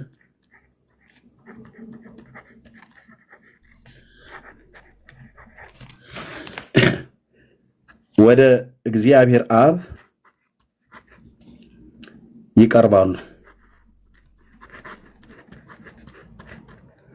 ከዚህ ደም ውጪ አይሁድ በለው አሕዛብ እዚህ ፕላኔት ላይ ሁለት እግር ያለው በእግዚአብሔር መልክና ምሳሌ የተፈጠረ ሴት ወንድ በሙሉ ለዘላለም ከዚህ ጋር ቀጥታ ይሄንን ረግጠህ በዚህ በኩል ሾልከ በዚህ በኩል አምልጠህ ከዛ እዚህ አደርስም። አንድ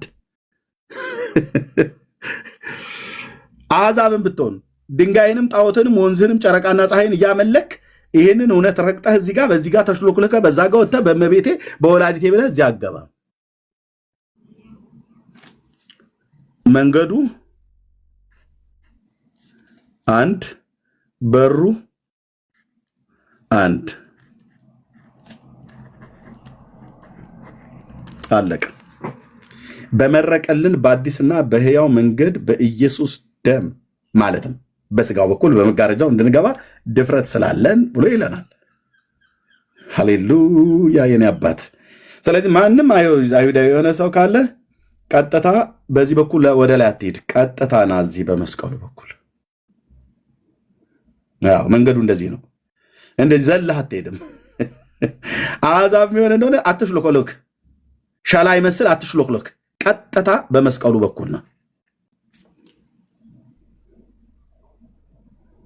በእግዚአብሔር ልጅ ስታምን በፈሰሰው ደም ወደ አብ መግባት አለን። ይህን የአዲስ ኪዳን ጸሐፍት ብቻ ነው የተናገሩት። የብሉይ ኪዳን ነቢያት አልተናገሩትም። ኤርሚያው ትንቢተ ኤርምያስ መጽሐፍ ምዕራፍ 30 ቁጥር 20 ላይ እንዴት እንደምወደው በተለይ ቁጥር 21 ላይ ከቁጥር 20 ጀምሮ ሳነበው እንደዚህ ይላል። ስለ እስራኤል ማለት ነው። ከምርኮ ምድር እንደሚመልሳቸው ልጆቻቸው እንደ ቀድሞ ይሆናሉ፣ ማህበራቸውን በፊቴ ጸንቶ ይኖራል፣ የሚያስጨንቋቸውን ሁሉ ቀጣለሁ ካለ በኋላ አለቃቸው ከነርሱ ውስጥ ይሆናል አለ። አየው ባለ ግርማው ኢየሱስን አየው፣ በትንቢት ውስጥ አየው፣ ገዢውን አየው፣ መሲሁን። አለቃቸው ከእነርሱ ውስጥ ይሆናል፣ ገዢያቸውም ከመካከላቸው ይወጣል። አየው መሲሁን፣ አየው የሚያበራውን የዳዊትን ልጅ የንጋቱን ኮከብ፣ የዳዊትን ቁጥቋጥ፣ የእሴይን ግንድ። ከመካከላቸው ይወጣል፣ ገዢያቸው ከመካከላቸው ይወጣል፣ አለቃቸው ከእነርሱ ይሆናል። ከዛስ እኔ አቀርበዋለሁ፣ እርሱም ይቀርባል። ይህስ ባይሆን ወደ እኔ ለመቅረብ የሚደፍር ማን ነው ይላል እግዚአብሔር ይላል። ማን ነው ማለት ይቅርታ ማለት ይሄ አለቃ ይሄ ገዢ ከአይሁዳውያን መካከል ወጥቶ እግዚአብሔር አብ ካላቀረበው እኔ አቀርበዋለሁ እርሱም ይቀርባል ብሏል። አባቱ እግዚአብሔር አብ ስላቀረበው ልጁ ኢየሱስ ክርስቶስ መጣ፣ ከአይሁድ ዘር ተወለደ፣ ቀረበ ማለት ነው። ይህስ ባይሆን ወደ እኔ ለመቅረብ የሚደፍር ማን ነው ይላል። ጥያቄ ምልክት። ማን ነው የሚደፍር? ይሄንን እውነት ረግጠህ አይሁድ ብትሆን በየት በኩል ነው ወደ እግዚአብሔር ለመቅረብ የምትደፍረው? መንገድ ዝግ፣ ሰማያት እላህ ላይ ነሐስ ናቸው። አሕዛብ አቤት እግዚአብሔር በአይሁድ ዘር በኩል ባቀረበው በአለቃቸውና በገዣቸው በእሱ በኩል ካልመጣ በስተቀር ቤት በኩል ተሽሎክልከህ እናቱ የሰሩትን ከግራርና ከእንጨት ወይ ደግሞ ከቀይ አፈር ጠፍጥፎ የሰሩትን ሸክላ እያመለክ ወይ ጣዖታትን እያመለክ ወደ እግዚአብሔር ልትቀርብ ትደፍራለህ? በፍጹም። ለአሕዛብም ወደ አብ መቅረቢያው ልጁ ኢየሱስ፣ ለአይሁድም ወደ አብ መቅረቢያው እኔ አቀርበዋለሁ ብሎ ያለው ቅዱስ እግዚአብሔር አብ ልጁን ነው። ያው አብ እኔ አቀርበዋለሁ፣ ወደ እናንተ አቀርበዋለሁ፣ ወደ አይሁድም ወደ አሕዛብም፣ ጽድቄም በአሕዛብ ፊት እገልጠዋለሁ። ማዳኔ ሊመጣ ጽድቄም ሊገለጥ ቀርቧል እያለ ቀነ ቀጠሮ እግዚአብሔር ሲሰጥ ነበር። አዳም ክፉ ነው። ዝም ብሎ ይበላል፣ ይጠጣል፣ ይጸዳዳል፣ ያገባል፣ ይወልዳል፣ ይዋለዳል። በቃ ምንም የእግዚአብሔር ሐሳብን በፍጹም ማንም ዞር ብሎ የሚያስብ የለም። እንኳን ያን ያደረገው ኢሳያስ ምስክርነታችን ማን አምኗል እያለ ሲከራከር የነበረበት ዘመን ማለት ማን ያምናል? ኢሳያስ ያው ዝም ብለህ አንተ ተናገር እንጂ አያምንም። እስራኤልም አያምንም። ቶባክ ጌታ ግን እንዲህ እያለ ነበር ሲናገር የነበር ብሉይ ኪዳን ላይ ያየው እግዚአብሔር እንዲህ ይላል። ምን ይላል? ማዳኔ ሊመጣ ጽድቄም ሊገለጥ ቀርቧል።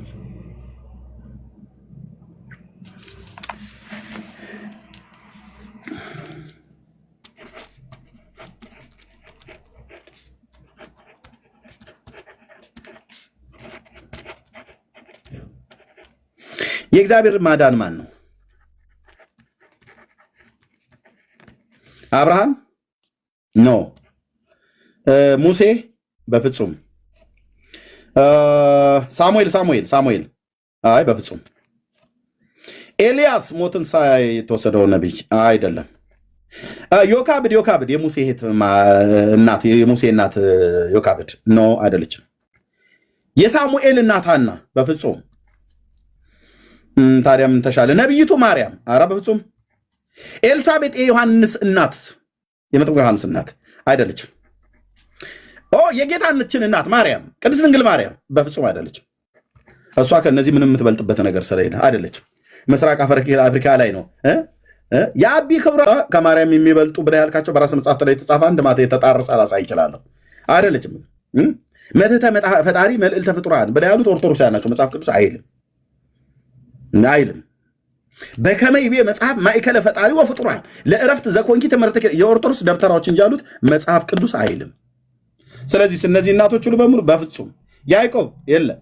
የእግዚአብሔር ማዳን ማን ነው? ማዳኔ ሊመጣ ብሏል። ይሄ የሚመጣው የእግዚአብሔር ማዳን ማን ነው? ያዕቆብ ማለቱ ነው? በፍጹም። ይስሐቅ ማለቱ ነው? የለም። ሄኖክ ማለቱ ነው? ወደ ኋላ ሄዶ በፍጹም። ማቱሳላና ኖህ ነው። አወቅኩት፣ አሁን ደረስኩበት። አይደለም። ታዲያ ማን ነው? የእግዚአብሔር ማዳን እንዲሁስ ቀጥሎ ጽድቄም ብለዋል። ማዳኔ ጽድቄም። የእግዚአብሔር ማዳን ማን ነው? የእግዚአብሔር ማዳን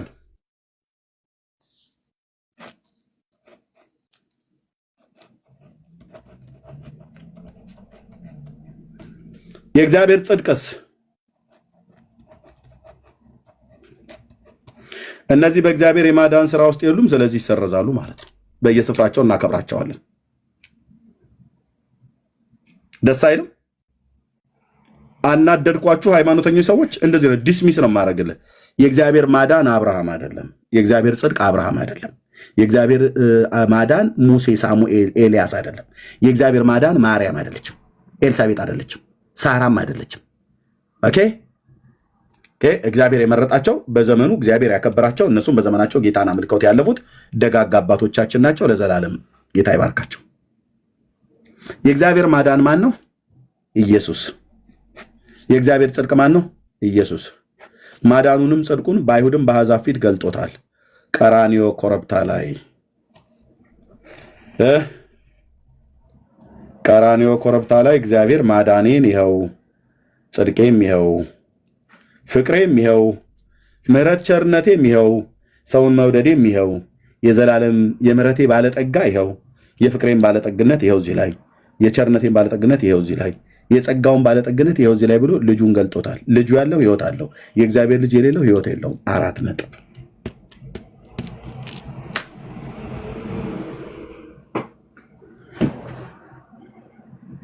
እነዚህ ሁሉ በሙሉ እዚህ የተጠቀሱት በሙሉ የጸደቁት በኢየሱስ ነው። የሚያናድር ትምህርት ነው እኮ ኤርሚያስ። አንዳንዴ እኛ ደስ ብሎን እንሰማሃለን፣ ግን ታናድደናል።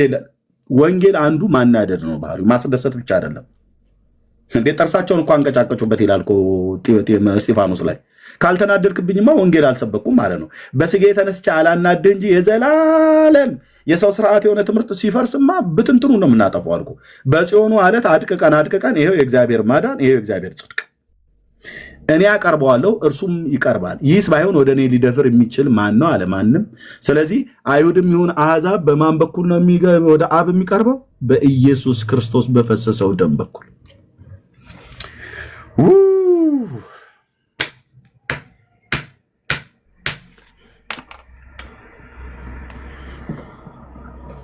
አይሁዳውያን የሆናችሁ በጌታ በኢየሱስ ክርስቶስ እመኑ፣ ጌታን ተቀበሉ።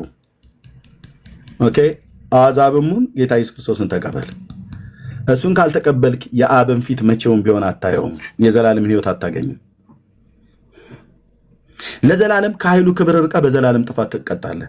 ጌታችን ኢየሱስ ክርስቶስ ሲነግራቸው ስለ አይሁዳውያኑ በተለይ ያሳቷቸው ፈሪሳውያንና ሰዱቃውያን ያሳቷቸውን ሰዎች ወይ እናንተ አትግቡ ወይ የሚገቡትን አታስገቡም፣ መንግስተ ሰማያትን በእነሱ ላይ ስለምዘጉ ወዮላችሁ ብለው አላቸው። ብዙዎች ግን ከምስራቅና ከምዕራብ ይመጣሉ፣ በመንግስተ ሰማያትም ከአብርሃምና ከይስሐቅ ከያዕቆብ ጋር ይቀመጣሉ። የመንግስት ልጆች ግን በውጭ ወዳለው ጨለማ ይጣላሉ፣ በዛ ለቅሶና ጥርስ ማፋጨት ነው። የመንግስት ልጆች የተባሉት እነማን ናቸው? እስራኤላውያን። ወዴት ይጣላሉ አለ ጌታችን ኢየሱስ ክርስቶስ? ወደ ውጭ ወዳለው ጨለማ። ለምን? እግዚአብሔር ቀብቶ የላከውን ኢየሱስ ክርስቶስን አልተቀበሉትም። ኢየሱስ ክርስቶስን አለመቀበል ማለት ራስህን እየፎከትክ እኔ ፊት ቆመ ወይ የሆነ ሰዎች ፊት ራስህን እያከክ ያው እንግዲህ ማለት ያው እንትን ብዬ ነው እኔ እንትን ብለውኝ ነው ምናምን ነገር ሰበብ የለም። ማሳበቢያ ለኃጢአታቸው ምክንያት የላቸውም። አይተውኛል፣ እኔ እንደሆንኩ ስለማታምኑ በኃጢአታችሁ ትሞታላችሁ ብሏቸዋል። አለቀ። ዛሬ አይደለም እኔ ለአይሁድ ወንጌል መስበክ የጀመርኩት። እግዚአብሔር ደግሞ ስሙ ይባረክ፣ ብዙ ልጆችን ሰጥቶናል። ኦኬ። ለዚህ ነው ስለገባው ነው አይሁድን ሊያስት ነው ምናምን ነገር ብሎ ቅድም ቤቱን ዝጊው ምናምን ነገር ብሎ ያላት። ዲና የማታደርገውን እውነት ነው የማወራው። ዲና የማታደርጉትን እውነት ማንም ምንድነው ሃይማኖተኛ ነኝ ብሎ የሚል ቢመጣ፣ ታሪክ አዋቂ ነኝ ብሎ የሚል ቢመጣ የማወራው ነገር ዲና ያታደርገው። እግዚአብሔር ልጁን ሰጥቷል። አይሁድም ይሁን አሕዛብ ጥልን በመስቀሉ ላይ ገሎ ከሁለታቸው አንድን አዲስን ሰው ይፈጥር ዘንድ ብሏል። በቃ ጥልን በመስቀል ላይ ገሎ ኢየሱስ ከሁለታቸው ከአይሁድና ከአሕዛብ አንድን አዲስን ሰው በክርስቶስ ኢየሱስ ያመነው አዲስ ፍጥረት ነው እንጂ የሚባለው አይሁድ አይባልም፣ አሕዛብም አይባልም። ኢየሱሴ ስሜ ይባረክ፣ የኔ ንጉሥ፣ የእኛ አባት፣ የጴንጤዎቹ አምላክ፣ በእውነት የተባረክህ የዘላለም ንጉሳችን ነህ። ለዘላለም ደምቀህ ገነታይ። ይህንን እውነት አይሁድ ረግጦ ቢሄድ ፍጻሜው የእሳት ባህር ነው። ይህንን እውነት ዲናይ አድርጎ አሕዛብ ቢሄድ ፍጻሜው የእሳት ባህር ነው። እግዚአብሔር ልጁን ላከ። በቃ ከዚህ ከአይሁድ ሕዝብ ተወለደ። እኔም አቀርበዋለሁ እርሱም ይቀርባል። ይህስ ባይሆን ወደ እኔ ሊቀርብ የሚደፍር ማን ነው ይላል። እግዚአብሔር ባቀረበው በልጁ በኢየሱስ ክርስቶስ በኩል እንጂ ወደ አብ የምትቀርበው አንተ ባቀረብካቸው ሰዎች አይደለም። ወደ አብ የምትቀርበው እደግመዋለሁ ይህን ንግግሬን። እግዚአብሔር ባቀረበው ጽድቄም ቅድስናዬም ብሎ ባቀረበው የእግዚአብሔር ማዳን የእግዚአብሔር ጽድቅ ሆኖ በሆነው በኢየሱስ ክርስቶስ እሱ ባቀረበው በልጁ በኩል ነው እንጂ ወደ አብ የምትቀርበው አንተ ባቀረብካቸው በእነ ተክለ ሃይማኖት አይደለም የምትቀርበው።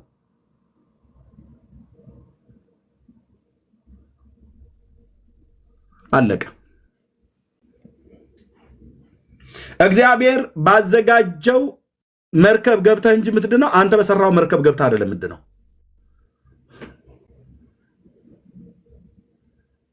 ኦኬ። ይኸው አማናዊው መርከብ ቀራንዮ ኮረብታ ላይ የሞተው የዳዊት ልጅ የእግዚአብሔር ልጅ ኢየሱስ የጥፋት ውሃ ሳይመጣ በፊት ወደ መርከቡ አካልነት ውስጥ የገቡ ሁሉ ናቸው የተረፉት። የጥፋት ውሃ ከተነደለ በኋላ እግዚአብሔር መስኮቱን ዘጋው ይላል ከላይ በኖህ ላይ።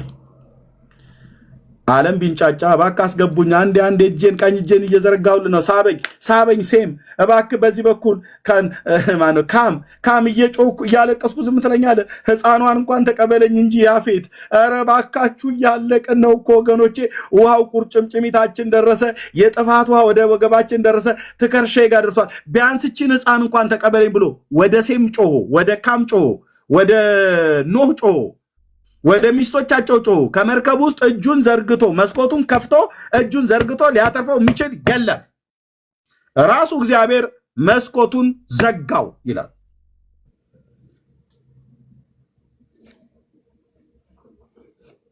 አለቅ እና ትገባለህ አትገባም? አማናዊ ወደ ሆነው ወደ እግዚአብሔር ልጅ ወደ መርከቡ ትገባለህ አትገባም? ከጥፋት ውሃ የዳኑበት መርከብ ከጎፈር እንጨት ነው የተሰራው። እግዚአብሔር አዘጋጅ ብሎ እንጨቱን ሁሉ ጭምር ስላሳየው ነው ኖህ የሰራው። እሺ ብራዘር፣ ኦኬ። እግዚአብሔር እንዲዘጋጅ በፈቀደው መርከብን ስራ ብሎ ስላለው ነው የተሰራው። እግዚአብሔር መርከብን ስራ ባይለው ኖሮ ኖህ ባልሰራ ነበር። እግዚአብሔር ባዘዘውና ባዘጋጀው መርከብ ነው ያዳነው። ለዚህ ነው ዕብራውያን መልእክት ላይ ሲናገር እግዚአብሔር ምንድነው ኖህ ከጥፋቷ ለማዳን መርከብን በእምነት ሲያዘጋጅ ይላል። መርከቢቱን ግን ማን አዘጋጅ ብሎ ያለው? እግዚአብሔር። እንጨቱን ከጎፈሮ እንጨት ብሎ ያለው ማን ነው? እግዚአብሔር። በቅጥራን በውስጥና በውጭ በቅጥራን ለቅልቃት ብሎ ሲለው የለቀለቀው ኖህ ማን ሰምቶ ነው? እግዚአብሔርን። ኦኬ፣ እሱ ገልቦና ላይ ነው። አሁን የጥፋት ውሃ ሳይሆን የጥፋት እሳት ተቀጥሯል በዚህ ምድር ላይ። ጴጥሮስ አይቷል።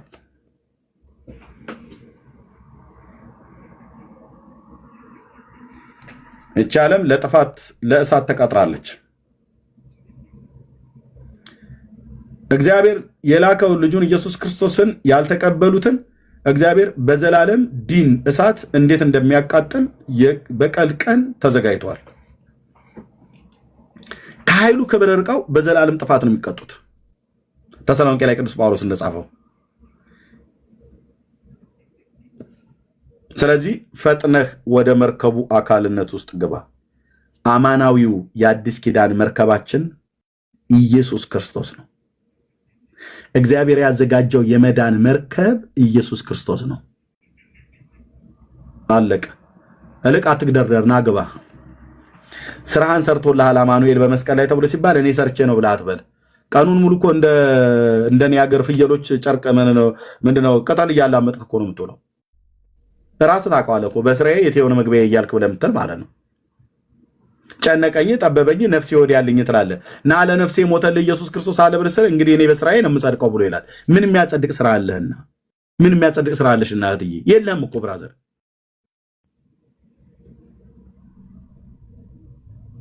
ስራችንን ሰርተህልናልና ሰላምን ትሰጠናለህ ተብሎ እንደተጻፈ እዚህ ቀራኔዮ ኮረብታ ላይ በደረቅ እንጨት ላይ ከቶም ከህሊናችን ሊጠፋ የማይችል የእግዚአብሔር ዘላለማዊ ፍቅር ታይቷል። የእግዚአብሔር ጽድቅ፣ የእግዚአብሔር ማዳን፣ የእግዚአብሔር ምሕረት፣ የእግዚአብሔር ጸጋ እዚህ ተገልጧል። እሱን የተቀበለ ጌታችን ኢየሱስ ክርስቶስ በመስቀል ላይ የተሰቀለውን የተቀበለ ይድናል። ያልተቀበለ ግን ለሰይጣን ለመላእክት ወደ ተዘጋጀ የእሳት ባህር ለዘላለም ይጣላል። አይሁድም ቢሆን አሕዛብ ማለት ነው። ቴንክ ዩ ተባረኩ። ወንድሜ ሰላሙን ጨምረው ካለ ጨምርና፣ ሰዓቱም ጥሩ አይደለም። እዚህ ጋር እናቆማለን። የተባረክ በጣም ደስ የሚል የእግዚአብሔር መንፈስ የእግዚአብሔር መገለጥ ያለበትን እውነት በህይወታችን እንደ ደህንነት ትምህርት የምናወራውን ነገር ግን በብዙ መረዳትና መገለጥ ነው። በጣም እየተደመምኩ ጌታን እየባረኩ ነበር ሰማይ ነበረውና እግዚአብሔር አምላክ ዘመንን ይባርክ። ደስ ይለኛል። በአንተ አገልግሎት ብዙ ሰዎች በአንተ ያመልጣሉ። ዓለምን ከፈጠረበት ጥበብ ይልቅ ዓለምን ያዳነበት ጥበብ ይበልጣል ብለን የምንሰብከው ለዚህ ነው። ዓለምን በፈጠረበት ኃይል ሳይሆን ከዛ በሚበልጥ ረቂቅ በሆነ ነገር ባየነውም ጊዜ እንወደው ዘንድ ደምግባት የለውም፣ የተናቀ ነው። የተጠላ የሕማም ሰው ደካማ በሚመስል አመጣጥ ሞትን፣ ዲያብሎስን፣ ገሃነብን የዘጋ እሱ ግን እግዚአብሔር ወልድ የሆነ ኢየሱስን ነው የምንሰብከው። ነፍሴ በዚህ በጣም ዘመኔ ስትቃጠል የኖረችበትን እውነት ነው ቅድም ስትናገር ነበር። ወንጌል ማለት ይሄ ነው። እኔ ያሰላ ልጅ ነኝ፣ አንተም ያሰላ እንደነበር ካወቃለሁና ኤርሚ ዘመናችንን በዛ ታውቃለህ። በአርሲ ዙሪያ ያለውን እንትን ይህን ወንጌል ስንሰራ ነው ዘመናችን ወደ 22 23 ዓመት ነው። እኛ ቸርች ፕላንት ስናደርግ ይህንን እውነት ነው። በዚህ እውነት ነው የተመታ ነው። በዚህ እውነት ነው የሞት አዋጅ ራሱ ይወጣብን እና ይህንን ማንም ሊክድ ከዓለም ጫፍ እስከ ዓለም ጫፍ ያለ ሰው አሁን ስታብራራው የነበረውን ነገር እግዚአብሔር ያዘጋጀውን የማዳንን መንገድ ቸል የሚል ከሆነ በራሱ መንገድ ወደ ሲኦል እንደሚገባ ፈርዱ ላይ የሚገባው። ቅድም አንድ ወንድማችን ሲያከራከረን የነበረው ሲያነጋገር የነበረው ነገር እውነቱ ይሄ ነው። እግዚአብሔር ለአሕዛብ ሁሉ እጁን ዘርግቶ የጠራውን የወንጌል እውነት አምነን ወደ እግዚአብሔር መጠቃት ነው። ጌታን ተቀብሎ መኖር ነው። አምነን ህይወትን መኖር ነው። የአብርሃም ጉባኤ ሜምበር የሚያደርገን ወደ በጉ ሰርግራት የምንገባው በደሙ በኩል ነው። ይህ ክቡር ደም ነው። በጥልቀት የምናወራበት ይሆናል በእግዚአብሔር ፊት። ከታች ያላችሁም ከላይማ ያላችሁም እግዚአብሔር አምላክ ይባርካችሁ፣ ዘመናችሁ ይባረክ። በዚህ እውነት ላይ ቆመን ዘመናችን ያልቃል።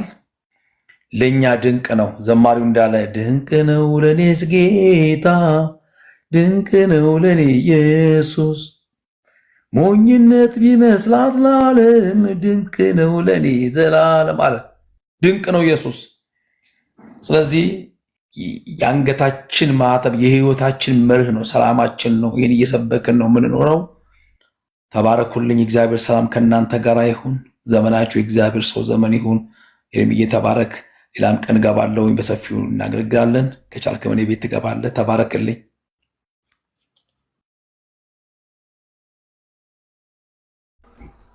ተባረክልኝ ወንድሜ ሰለሞን። ቴንኪው። ጌታ እግዚአብሔር ይባርክህ። እንቀጥላለን። ይህን እውነት እንናገራለን። ቅድም የገባው ሰው በደንብ ገብቶታል። ብዙ አይሁዳውያንን እያሳሳተ ነው ብሎ ያላትና ዘግታ እንድትወጣ ነገራት። ብዙዎች ወደ ጌታ እንደመጡ ያውቃል እና በእነዚህ ዓመታቶች ውስጥ እግዚአብሔር በልጁ ሞት ያዳናቸውን የጠራቸው ከእነሱም ወገኖች ስላሉ ያቁኛል። ለዛ ነው ከአንተ ጋር አላወራም ብሎ ያለው እንጂ ምንም ስለ እስራኤል ክፉ ነገር ተናግሬ አይደለም።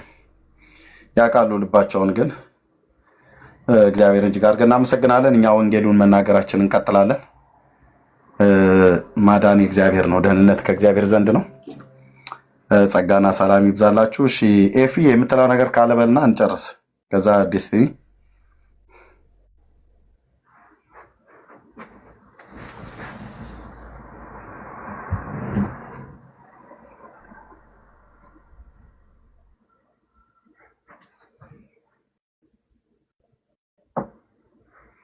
እሺ ኤፊ የለም ማለት ነው። ጸጋ ይብዛላችሁ። ዴስቲኒ አለህ? አሎ ኤፍሬ። እሺ የምትለው ካለ በልና እንጨርሳለን። ጸጋ ይብዛላችሁ። እሺ ቴንክ ዩ እርሚ። በጣም ወንጌል ላይ ያለ ነገር ከኛ የሆነው ነገር የለም። ቅድም እንዳልከው ከኃጢአት በቀር ከመርከስ የማውቀው የለኝም ስለ ራስ አንተን ግን አውቃለሁ ስታድነኝ የድሃ ደግ አባት በቃ ምንም ለአይሁድም ቢሆን ለአይዛብም ቢሆን በቃ ምንም ከኛ የሆነው ነገር የለም። እነሱም ግን ታሪክ ደረጃ ከጣዖት መርጦ አብርሃምም ሲያመጣ ታሪክ ደረጃ እስከሚመጣ ድረስ እኮ እግዚአብሔር ጋር የሄደ ህዝብ የለም እኮ። ለ40 ቀን ራሱ ሙሴ ጸሎት ሄዶ ሌላ ነገር ሲያመልኩ የነበረበት እግዚአብሔር ራሱ በምሕረቱ ነው። ይሄን ደግሞ ያደረገው ቅድም ወንድሜም ያነሳበት ሐሳብ ራሱ አንተም አሁን ሳብራራ በቃ ምንም ነገር ከኛም ከሆነው ነገር የለም። ዋናው ትልቁ ነገር እግዚአብሔር መሲህ ለማምጣት ያደረገ በት መንገድ በዘፍጥረት ምዕራፍ 3 ላይ ለዓለም ህዝብ ሁሉ ለወደቀ ሰው ቃል ኪዳን ገባ፣ ከሴቲቷ የሚወለደው። ይሄን ለመምጣት አብርሃምን መረጠ። ከአብርሃም ደግሞ ኔሽን አደረገ። ኔሽን አድርጎ ደግሞ ከ12ቱ ነገዶች ውስጥ ከነገድ ውስጥ ከይሁዳ ነገድ ከዛም ከዳዊት ቤተሰብ ከቤተሰብም ደግሞ ቅሬቶቹ ዓለምን ሁሉ ሊያድን በወደደበት በይሄ ነው። ስለዚህ አሁን ያ ምርጫው ራሱ የእስራኤላዊ አብርሃም ምርጫው ራሱ ዓለምን ለማዳን የተጠቀመበት የወደቀው ህዝብ ነውና ስለዚህ ይሄን ጠቅላላ ኢንታየር ባይብል ሀርቱ ምንድነው ስንል ልጁ ኢየሱስ ክርስቶስ ነው። ዘፍጥረት ምዕራፍ 12:3 ላይ ሲናገር ባንተ የተነሳ ዓለም ባርካለሁ ያለው ያ በረከቱ ደግሞ በአዲሱ ኪዳን ላይ ኢየሱስ ክርስቶስ እንደሆነ ነውና ስለዚህ አሁን ቀደም ወንድሜ የጠየቀው ጥያቄ አይ ቲንክ ሐሳቡ ከተረዳ አይሁድ ምርጫው እኮ ለምንድን ነው የሚለው ነገር ቀደም አንተም ያነሳው እርሚ አለ ሐዋርያ ሥራ ምዕራፍ 3 ላይ ከክፉ እየመለሰ ሊባርካቸው ይላል። ከክፉ እየመለሰ እናንተን በምን በልጁ በኢየሱስ ክርስቶስ ነውና ስለዚህ ይሄ ወንጌሉ ሐሳብ እንዳለ አማኞች ራሱ ሊናውቅ ይገባልና እግዚአብሔር አብስቶ ይባርክ፣ ጸጋ ያብዛል። በቃ ወንጌል ማለት አሁን እኮ በቃ ጠቅላላ ወንጌሉን እኮ ሙሉ ሰማ ነው። ይሄ ህይወት ነው ያለ ነው። ከዚህ ህይወት ሌላ ምንም ነገር የለንም። ብሉይ ኪዳንም አዲስ ኪዳን ብሉይ ኪዳን ያለው ተስፋ በአዲሱ ኪዳንም ላይ ተፈጸመ። ያ ተስፋው ነው ያለው። ኪዳኑ ደግሞ የተቀበልነው ነገር የለንም። የነሱ ኪዳን ብሉይ ኪዳንም አዲሱ ኪዳን የነሱ ነው። በቃ ከነሱ የተቀበለውን ኪዳን ውስጥ እኛ አምነን ገፍተናል። ስሙ ይባረክ እና እነሱ ጋርም ስንሄድ እግዚአብሔር ይመስገን። እነሱ ቀደም እኮ እነሱ እኮ የሸሹት በዚህ ነው። ባለፈው አንተ በሌለበት ሲያወሩ ነበር። ነገ ብቻ ሁሌ ገብቻ ያለውና ምንድነው እነሱ እየወረሱ ጨረሱን እያሉ ነው። እርሚ በቶቹ ጨረሱን አሁን እየቀነስን መተናል እያሉ ነው። No, let's wait. Okay, thank you. እርሚ ገብታ ለፍሬም ኤፍ Oh, I'm sorry. ይቅርታ ሰራ ላይ ስለው አሁን ሚውት አደርጋለሁ እርሚዬ። እሺ ተባረክ። ስለዚህ እነሱም ስጋት አላቸው። ስጋቱ ምንድነው? በቃ ከኛ ወገን መጥቶ እያወሩ መልካም በሚመስሉ የኛ ህዝቦችን ወስዶ ጨርሷል። እዚህ ኢብን እንኳን እኛ ጋር መጥቶ ሰላም እንትን እስራኤል ሀገር ለማየት የመጡት ራሱ ከዛ ከኛ ወገንም የወጡት እኛ ህዝቡን እየቀነሱ ነው ያለው እየቀነስን ነው ያለነው ብሎ በስጋት ውስጥ ነው ያለነው። ግን ዞሮ የምንም ይሁን ምን ዓለም ሁሉ በልጁ እንዲጠቀለል ነው መውረሱ ወደ ክርስቶስ መምጣቱ አይቀርም። ወደ አይናቸው ቢከፈት አንተም ደግሞ እግዚአብሔር ደግሞ በሰጠው ጸጋ በሚትገባበት ሁሉ ደግሞ አሁን አንተን እዛ ያየ ሰው የምትናገረው ባይቀበል ማን ነው ብሎ ለመስማት እዚህ ይመጣል። መጥቶ እግዚአብሔር ስሙ ይባረክ ዛሬም ሰምቶ ነው የሄደው እና ወንጌሉ በእንደዚህ መልኩ በተገኘው ቀዳዳ ይቀጥላል። እና ተባረክ ኤርሜ፣ በጣም ነው የምወድ። ከኋላ ብዙ እሰማለሁ። እኔም ደግሞ ከእስልምና ከመጣሁም 6 ዓመት ሆኖኛል። እግዚአብሔር ስሙ ይባረክ። ከዛም ደግሞ ወድጄ ፈልጌም ሳይሆን አልወድም እያልኩኝ ነው የወደደኝ፣ አልፈልግም እያልኩ ነው የፈለገኝ። ስለ ክርስቶስ ስናወራ ከኛ ጽድቅ፣ የኛ ስራ፣ የኛ ማንነት፣ አይሁዳዊነት ምንም ይሄ ብለን ምን ኮራበት ነገር የለም። በቃ ቀደም በኃጢአት የተዘጋ ሰዎች ነን። ከእግዚአብሔር ሁላችን የራቅን ሰዎች ነን። ከአንድና አንድ ነው በቃ በልጁ በኢየሱስ ክርስቶስ ሞት ለኛ ህይወት ሆኖናል። የሱ በቃ በእርሱ ጽድቅ እንሆን የእግዚአብሔር ጽድቅ እንሆን ዘንድ ኃጢአት ያላወቀው እርሱን ኃጢአተኛ አይደለም ያደረገው፣ ኃጢአት ነው ያደረገው። እግዚአብሔር ስሙ ይባረክ። ስለዚህ ይሄ ወንጌል ነውና ተባረክ። ኤርሚስ ስላየው በጣም ደስ ብሎኛል። ቴንኪው በጣም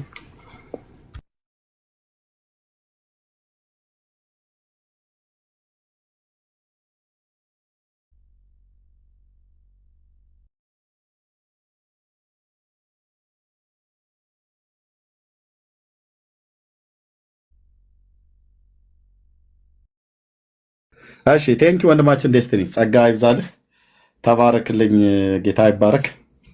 ኦኬ ኤፊ ነገሩ ዝም ብሎ ናችሁ እነዛ እንትን የሚሉትና በጣም የሚገርም መመረጣችን እኔ መዳኔ በጣም ይገርመኛልና አንተ ስትናገር ቅድም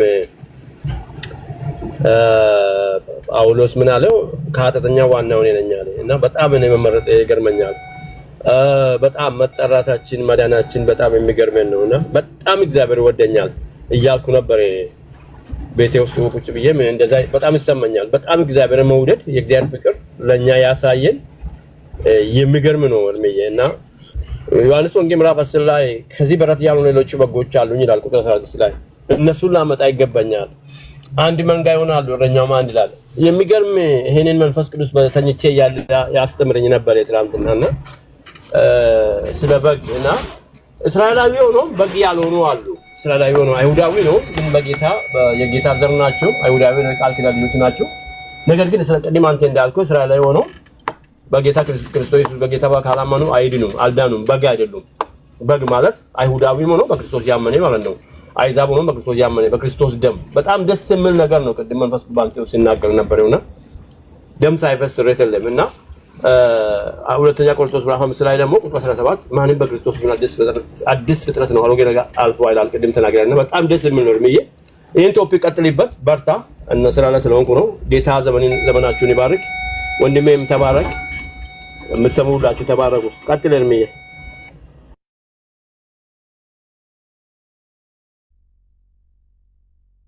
ቴንክ ዩ ኤፊ ጸጋ ይብዛልህ፣ ተባረክልኝ። እንግዲህ የገባንን እውነት እንሰብካለን። የእግዚአብሔር ልጅ ጌታችን ኢየሱስ ክርስቶስ በየርንበት ቦታ ላይ የምንናገረው ማናፍርበት ማንም ፊት አይሁድም ፊት የተማረም ያልተማረም አሕዛብም ይሁን የትኛውም ቋንቋ የትኛውንም የትምህርት የእውቀት የምንም ችሎታ አይኑረው ለዛ ሰው ለዛ ሕዝብ የጌታን ማዳን ልንናገር ይገባል። ያው ቅድም ግን ሰው ሲሰበሰብ እንዲበተን አደረገ። ገብቶ እስራኤላውያንን እያሳተ ነውና አስወጪ ብሎ ማለት ነው።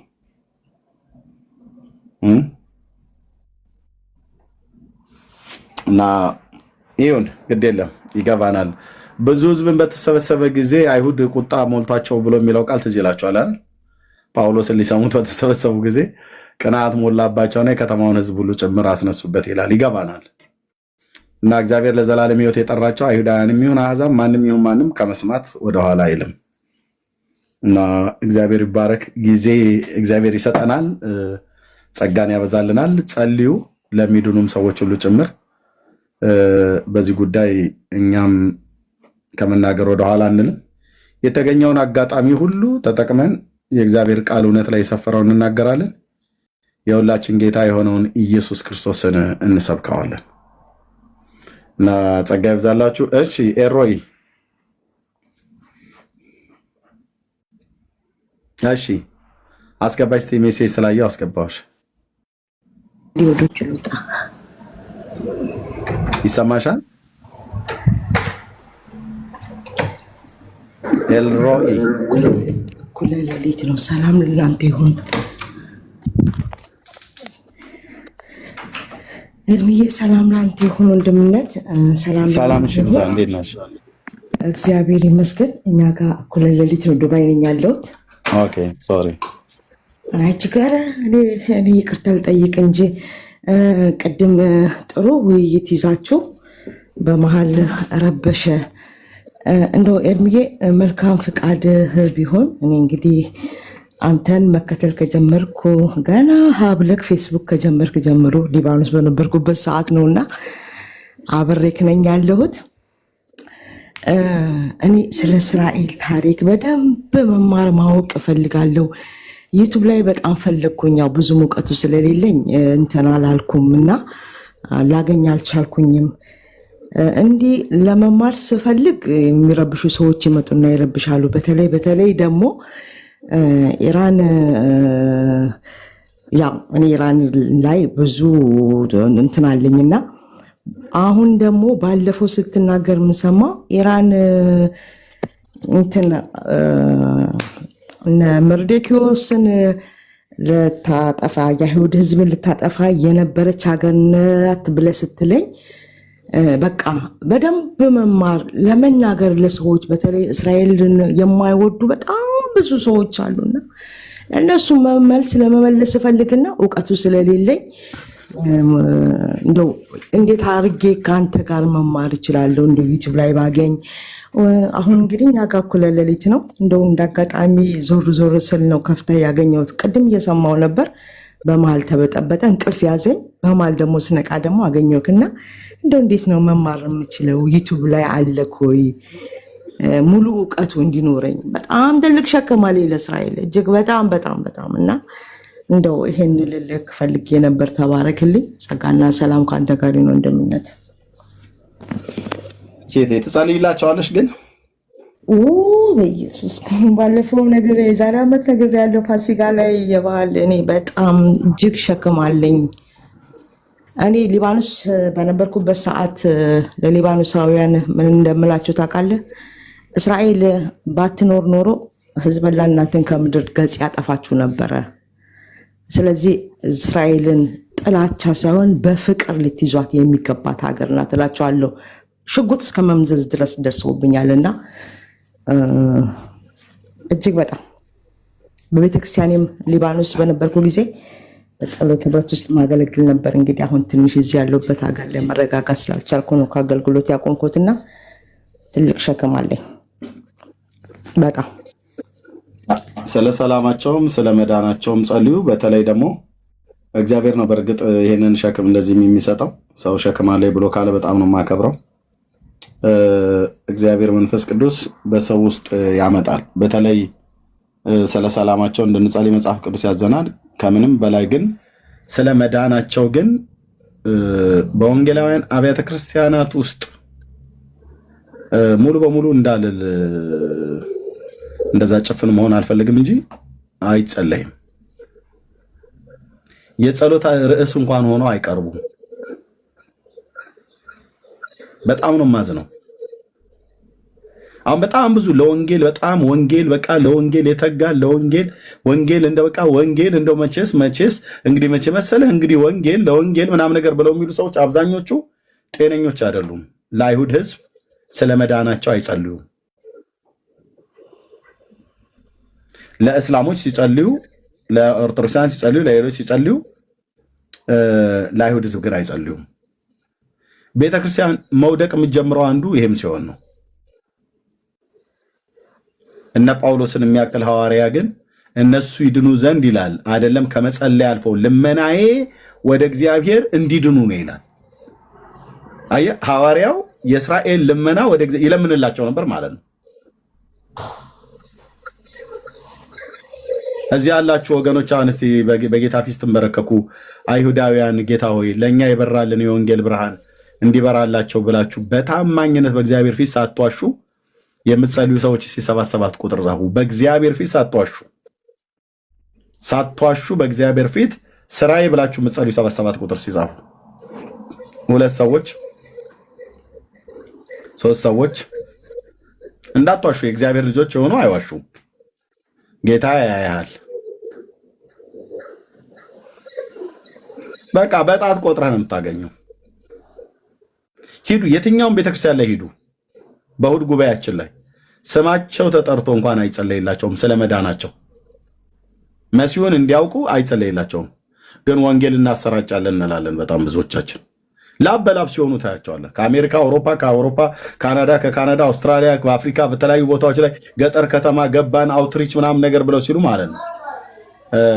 ጥሩ ነው ወንጌሉ መሰራጨቱ፣ ግን መዳን ለእነሱም እኮ ጭምር ብራዘር። ጳውሎስ ይለምንላቸው ነበር እንዲድኑ፣ ወደ እግዚአብሔር ልመናዬ እንዲድኑ ነው አለ። በክርስቶስ ቤተክርስቲያን ውስጥ ስለዚህ ህዝብና ስለዚህ አገር ብዙ ታሪክ ተበላሽቷል። የካቶሊክ ቤተክርስቲያን፣ የኦርቶዶክስ ቤተክርስቲያን እንደዚሁም በአውሮፓ ያሉት የፕሮቴስታንት ቤተክርስቲያን ስለ እስራኤል ህዝብ ብዙ የተበላሸ በጣም የበሰበሰ ታሪክ ገብቷል። ጥላቻነት የበዛበት ማለት ነው።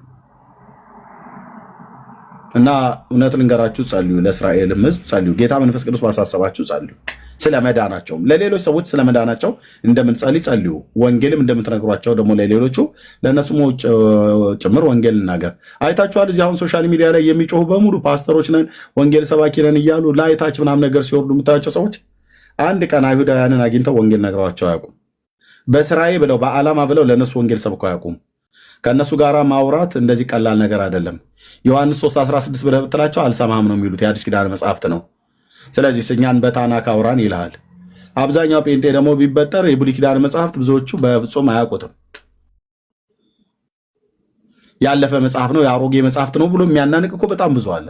ስለዚህ ስለ እስራኤል ለመማርም ለማወቅም ታሪካቸውን፣ ጂኦግራፊያቸውን፣ ሃይማኖታቸውን፣ ባህላቸውን፣ እሴታቸውን እና ደግሞ የጌታ ደግሞ የዘላለም አጀንዳው የዘላለም ሐሳቡ በእስራኤል ላይ ተቋረጠ፣ ተዘጋ፣ ምዕራፉ ተዘግቷል። አዎ ይላሉ አንዳንዶቹ። እሱ ግን እንዲህ ብሎ የሚለው ሰውዬ አልተዘጋም ምዕራፌ፣ አልተዘጋም ምዕራፌ፣ አይዘጋም እያለ ላበላ በኪቦርድ የሚል ሰውዬ የአይሁድ ምዕራፉ ተዘጋ ብለህ ስትለው አዎ እንዴ ዘግቷቸው ጌታ እኮ ጣላቸው ይላል። ብራዘር እስኪ ሰከን በል። አንተ እንኳን ምዕራፍ ያልተዘጋም ብለህ እየጨፈርክ ነው በኪቦርድ ላበላብ እስክትሆን ድረስ ማለት ነው። እግዚአብሔር የአይሁድን ምዕራፉን እስከ ወዲያኛው ነው እንዴት ዘጋው? መውደቅ መጣላቸው ለዓለም መዳን ከሆነ እኮ ነው ብሎ የሚለው ታውቃለህ። ድንዛዜ እንኳን ሲያደርግ በአንዳንድ በኩል ነው አደረገ ብሎ የሚለው ሁሉ እስራኤላዊ ድንዛዜ አላረፈበትም። ድንዛዜ ቢያርፍበትም ማኖሩ በጌታ ያመኑ ወንድሞቼና እህቶቼ በእኔ እጅ ጌታን የተቀበሉ አንድ መዓት አሉ አይሁዳውያን፣ አንድ መዓት። ጌታ የኢየሱስ ምስክር። ለዚህ ነው የቀደም ገብቶ አይሁዳውያንን እያሳተነ የሰው አስወርጁ ብሎ ላይቡን ያዘጋት።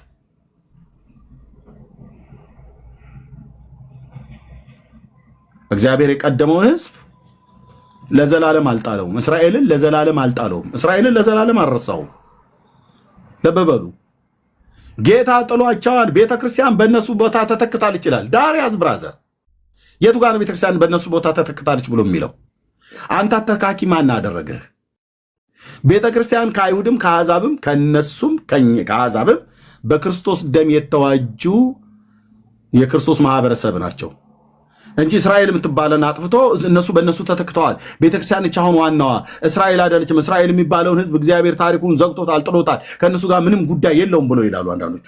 ቁጭ በሉና ሲበዛ አዲስ ኪዳን መጽሐፍት እንኳን አንብቡ። ብሉይ ኪዳን እንኳን ከከበደ ማለት ነው። ቁጭ በልና የአዲስ ኪዳን መጽሐፍት ጳውሎስን ስታነብ በሮሜን ብቻ ስታነብ ምላስን ወደ ውስጥ ይጨምረዋል ጳውሎስ ማለት ነው። ሰብስብ ምላስህን ይልሃል። እመካለሁ ብለህ የምትለውን ሰውዬ አትመካባቸው። አንተ የበረሃ ወይራ ነህ። ግንዱ አንተን ይሸከመሃል እንጂ አንተ ግን ግንዱን አትሸከመውም። እግዚአብሔር ከፍጥረታቸው ለነበሩት ቅርንጫፎች ካራራ ለአንተም አይራራልህም። እነሱ ባለማመን ምክንያት ተሰብረዋል። የተሰበሩት ሁሉም ናቸው አይደሉም። አንተ ደግሞ ከእምነት የተነሳ ቆማል። ስለዚህ ፍራ እንጂ የትዕቢትን ነገር አታስብ። እግዚአብሔር መልሶ ሊያስገባቸው ይችላል። አንድ ሚስጥር ልንገራችሁ ብሎ ጳውሎስ ሹክ ይላል። አንድ ሚስጥር ልንገራችሁ፣ የአሕዛብ ሙላት እስኪፈጸም ድረስ ነው ድንዛዜ በእስራኤል በኩል የሆነው። ሰምተኛል ወገኔ? አዎ የአሕዛብ ሙላት እስኪፈጸም ድረስ።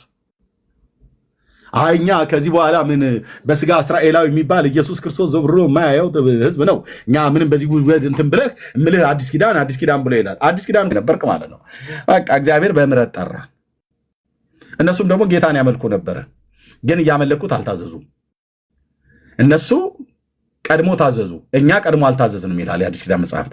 አሕዛብ ቀድሞ አልታዘዘም፣ እነሱ ግን ቀድሞ ታዘዙ። አሁን ደግሞ አሕዛብ በመታዘዝ እነሱ ደግሞ ባለመታዘዝ እንደዚህ ሆኗል ማለት ነው።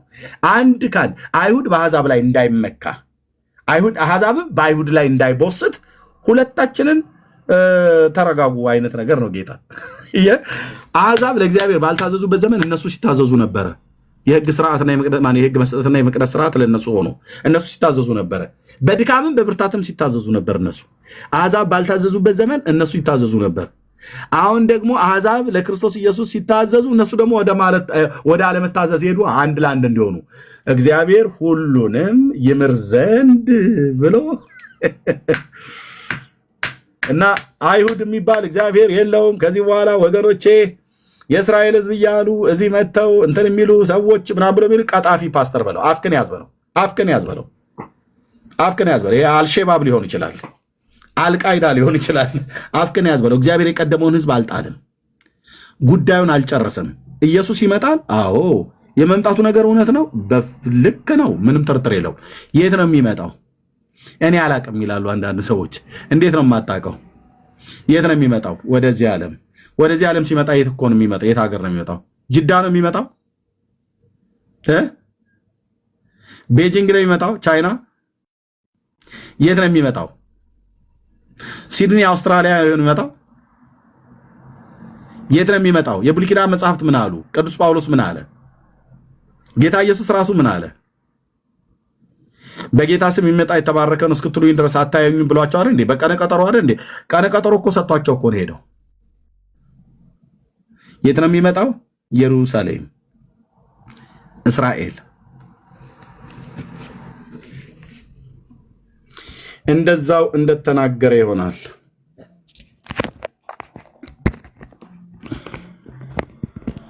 የት ነው የሚመጣው ኢየሱስ?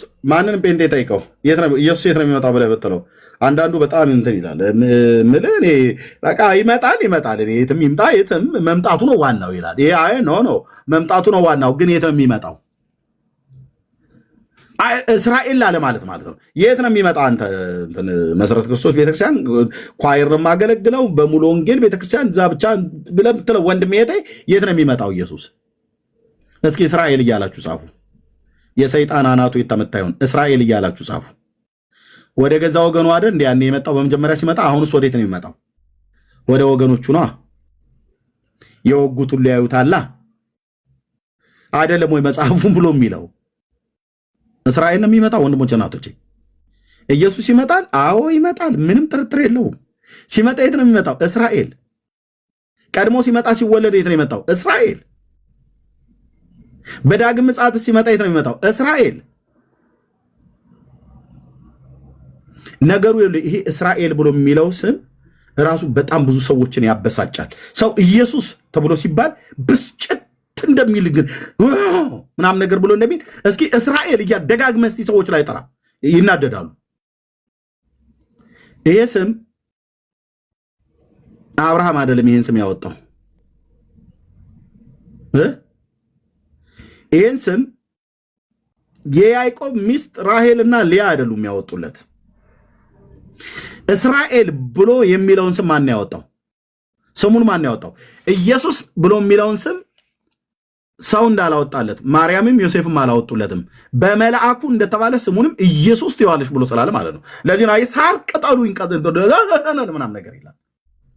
እስራኤል ብሎ የሚለውን ስም ማን ያወጣው? ምን አላችሁ ወገኖች? እግዚአብሔር አይደል? በቃ ለዚህ ነው ገና እስራኤል ብለህ ስትል አረፋ ይደፍቃል ማለት ነው። ጴንጤ በለው ኦርቶዶክስ በለው ካቶሊክ፣ ይሄ የተጠናወተው ክፉ መንፈስ ሁሉ ጭምር ማለት ነው። ስሙን ከሰውም ከእግዚአብሔር ጋር ታግሎ የሚያሸንፍ ማለት ነው የስሙ ትርጓሜ።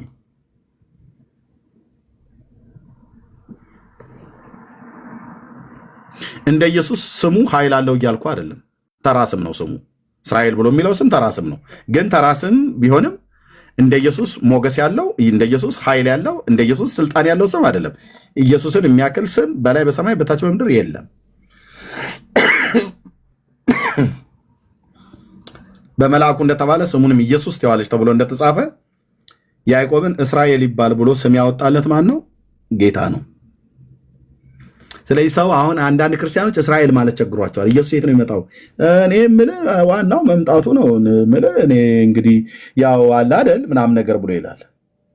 አንተ ቁጭ በልና መጽሐፍ ቅዱስ አንብብ። እሺ ወንድም አለ የጴንጤ ሞልቃቃና ዘልዛላ እንዴት ያስጠላል። ቁጭ በልና መጽሐፍ ቅዱስ አንብብ። የእውነት እኮ ነው ብዬ የምልህ ቁጭ በልና ባይብል ስተዲ አጥና፣ ቸርች ግባና ወይ በግላ አጥን ወይ አንብብ። ኢየሱስ የት ነው ተምጦ የሚመጣው ተብሎ ሲባል የምታቃስት እንደወለደች ፍየል ጠፍቶ ነው ሀገሩ እስራኤል በል እስራኤል ኢየሩሳሌም ደብረ ዘይት ተራራ ላይ እግሮቹ ይረግጣሉ ብሎ የብሉይ ኪዳን ነቢያት እነ ዘካርያስ የተናገሩት ማለት ነው። አንቺ የጽዮን ልጅ ደስ ይበልሽ እልል በይ፣ አንቺ ኢየሩሳሌም ሆይ ዘምሪ፣ ንጉሥሽ ትሑት ሆኖ በአህያይቱ ውርንጫ ወደ አንቺ ይመጣል ብለው ትንቢት የተናገሩ ነቢያት እንደዚሁም ተመልሶ መምጣቱን ዳግም ምጽአቱን ሲናገሩ እግሮቹ በደብረ ዘይት ተራራ ላይ ይቆማሉ አለ። ደብረ ዘይት ማለት ቢሾፍቱ መስሏችሁ እንደ ወገኖቼ? ኦሮሚያ ክልል ውስጥ ያለው አይደለም። ወንድም አለም ተው እንጂ ዲና አታድርጉ። አንዳንድ ክርስቲያኖች አማረብን ብላችሁ ማለት ነው። እንደዚህ አይደረግም። ኦኬ ወንድሞቼ እናቶቼ፣ ጌታ ይመጣል። የት? ኢየሩሳሌም ይመጣል። ኦኬ እኔ እረኛ ስለነበርኩኝ ፍየሎችም በጎችም ሲወልዱ ያቃስታሉ ይላሉ። ላለመናገር ማለት ነው። የዚህን ያህል ይህናል መላላጥ ይህናል መገባበጥ። ኢየሱስ እስራኤል ይመጣል አይመጣም ብሎ የሚል ሰው ካለ ይግባ። ላብ በላብ እስኪሆን ድረስ ሞግተዋለሁ ማለት ነው። ኢየሱስ የት ይመጣል አልኩ? ኢየሩሳሌም ይመጣል።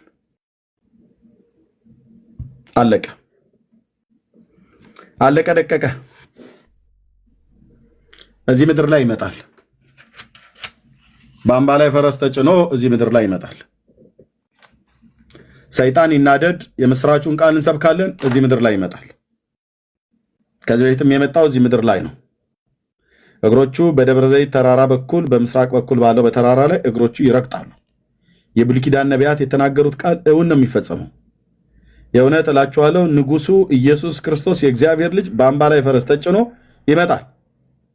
ያኔ በፊተኛው መምጣት በመጣበት ሰዓት ላይ ሉቃስ ወንጌል ምዕራፍ 19 ስታነቡ ይህንን የደብረ ዘይትን ተራራ ይሄ ቄድሮን ሸለቆ ነው እዚህ የምታዩት። ይኸው እዚህ ቀጥታ እያሳየው ማለት ነው። ይህንን በዚህ ቁልቁለቱ ደብረ ዘይት ተራራ እዚህ ጋር አለ። ይህን ቁልቁለቱን ወርዶ በዚህ በምስራቁ በኩል ባለው በምሕረት በር በኩል ወደ ኢየሩሳሌም በአህያይቱ ውርንጫ የገባው በዚህ ሄዶ ነው። ይኸው የመጀመሪያው መምጣት እዚህ ምድር ላይ መጥቶ በቤተልሔም አውራጃ በኤፍራታ እንደተወለደ ገሊላ እንዳደገ መጽሐፉ እየነገረህ ጌታ ይመጣል እንዴ? አዎ ይመጣል። ሃሌሉያ ኢየሱስ ጌታ ነው ትለኛለህ። አዎ አሜን፣ ኢየሱስ ጌታ ነው። ይመጣል። አዎ የት ነው የሚመጣው? እስራኤል። ለምንድን ነው የሚመጣው? ቆይ ምን ቀረኝ ብሎ ነው የሚመጣው? ወንድሞች እናቶቼ አይዞ፣ ጌታ አይቀስፍም። እንደዚህ ብታወራ ምን ቀረኝ ብሎ ነው ጌታ ኢየሱስ ክርስቶስ የሚመጣው? ምን ሊያደርግ ነው የሚመጣው? ለበደል ኃጢአታችን ሞተልን አይደል እንዴ? በቃ ሞተልን። የኃጢአት ዕዳችን ተከፈላልን? ተከፈለልን እኮ። ምን ቀረኝ ብሎ ነው የሚመጣው? ይሄን ሁሉና ማወቅ ያለብህ። ካላወቅ ታዲያ አንተ እዚህ ጉባኤ ያዛት መንፈስ ቅዱስ ወርዶባት ነው ምናምን ነገር ተብሎ ወንበር እየሰበርክ መንፈስ ቅዱስ ወርዶብኛል ብለህ የኢየሱስን ተመልሶ መምጣት የሚመጣበትን ምክንያት እንኳን ካላወቅ ወድቀሃል ማለት ነው ብራዘር፣ ወድቀሃል። ለምንድነው ኢየሱስ ሲመጣው እስራኤል ሀገር? ብዙ ክርስቲያን አያውቅም። ለምን? ቤተክርስቲያን አታስተምርም። ዘኬዎስ አጭር ሰው ነበረ እና ሾላ ዛፍ ላይ ወጥቶ ነበር ጌታ ሊያይ። ከዛ ጌታ ሲያልፍ ውረዳ አለው። በቃ ይሄ ነው ስብከቱ ዘላለም። ከዛ ደግሞ በርጠሚዎስ የሚባል በአንዳንዶቹ ደግሞ በርጠሚዎስ ብሎ በርተሎሜዎስ እና በርጠሚዎስ የተምታታበት ትውልድ።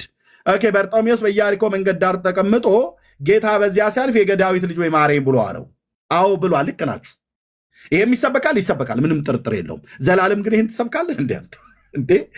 ስንት እኮ አለ፣ ስንት አጥንት አለ። የጽድቅ ትምህርት ነገረ ፍጻሜ ደግሞ የሚባል ትምህርት አለ። የጌታ ኢየሱስ ክርስቶስ መምጣት ምንድነው የሚሆነው በዚህ ዓለም ላይ? ኢየሱስ ለምን እንደሚመጣ ወደዚህ ዓለም ምን ሊያደርግ? ያኔ ሊሞት ልመጣ፣ አሁን ሁለተኛ ምን ሊያደርግ ነው የሚመጣው?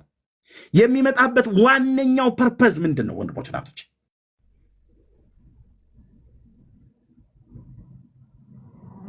ኦኬ በስሙ ያመኑትን ለመውሰድ ለምን የሚመጣው? ሌላስ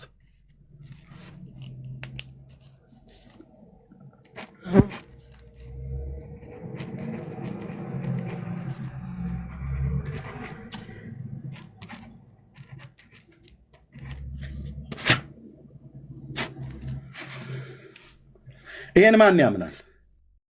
ለእስራኤላውያን ሊዋጋላቸው ከጠላቶቻቸው እጅ ሊያድናቸው ከብዙ ሺህ ዓመት በፊት በባሪያዎቹ በነቢያት ቃል የተናገረው ትንቢት እንዲፈጸም እናስ በመልአኩ በኩል ለማርያም የተናገራት ጌታ አምላክም የአባቱን የዳዊትን ዙፋን ይሰጠዋል፣ በያዕቆብ ቤትም ላይ ለዘላለም ይነግሳል ተብሎ የተባለው ምን ሊል ነው የሚመጣው? ይዋጋል ከነዛ አሕዛብ ጋር። ከዚያስ ጌታ በምድር ላይ ምን ይላል?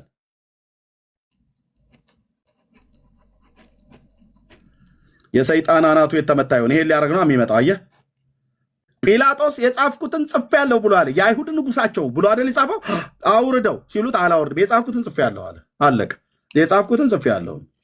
የአይሁድ ንጉሳቸው ነው። የአይሁድ ንጉሳቸው፣ አዎ ንጉሳቸው ሊሆን በዳዊት ዙፋን ላይ አለቅነቱ ይበዛል፣ የእግዚአብሔርም ቅናት ይህንን ያደርጋል ብሎ ኢሳያስ የተናገረው፣ ኤርምያስ የተናገረው፣ ሕዝቅኤል የተናገረው፣ ዘካርያስ የተናገረው፣ ኧረ አባቶች የተናገሩት ስንት እኮ አለ ገና ፓኬጅ ሆኖ የተቀመጠ ትንቢት ማለት ነው። ኢየሱስ የሚመጣው ለአይሁዳውያን ሊዋጋላቸውም ነው። ቤተክርስቲያንን ለመውሰድ ብቻ አይደለም። አዎ ቤተክርስቲያንን በስሙ ያመኑትንም ለመውሰድ ነው።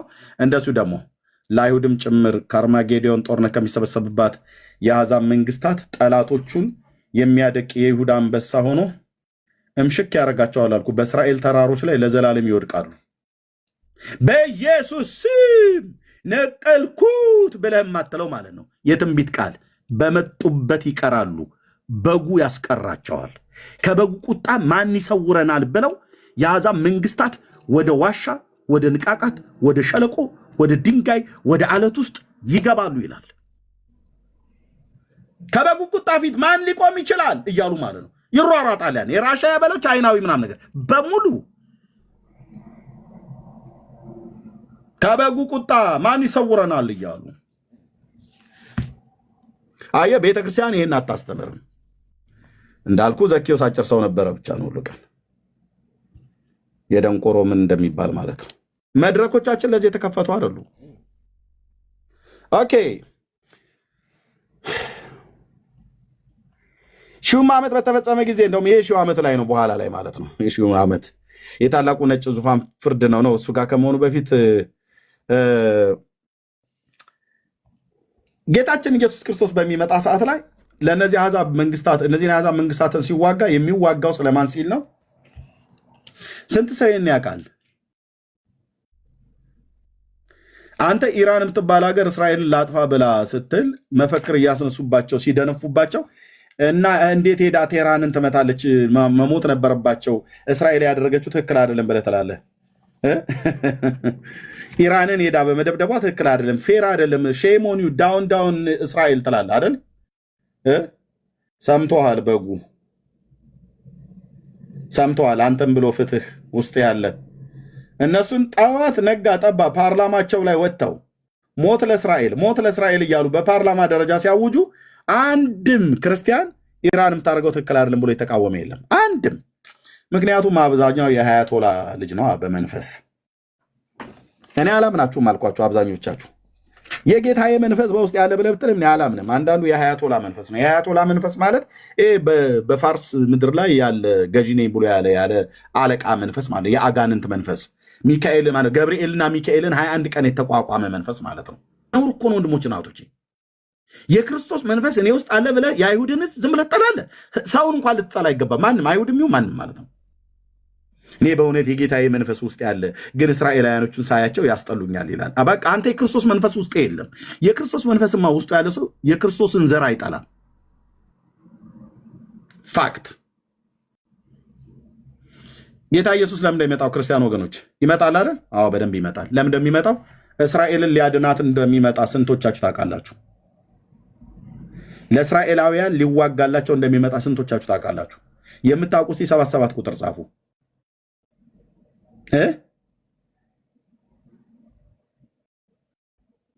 የምታውቁ 77 ቁጥር ጻፉ።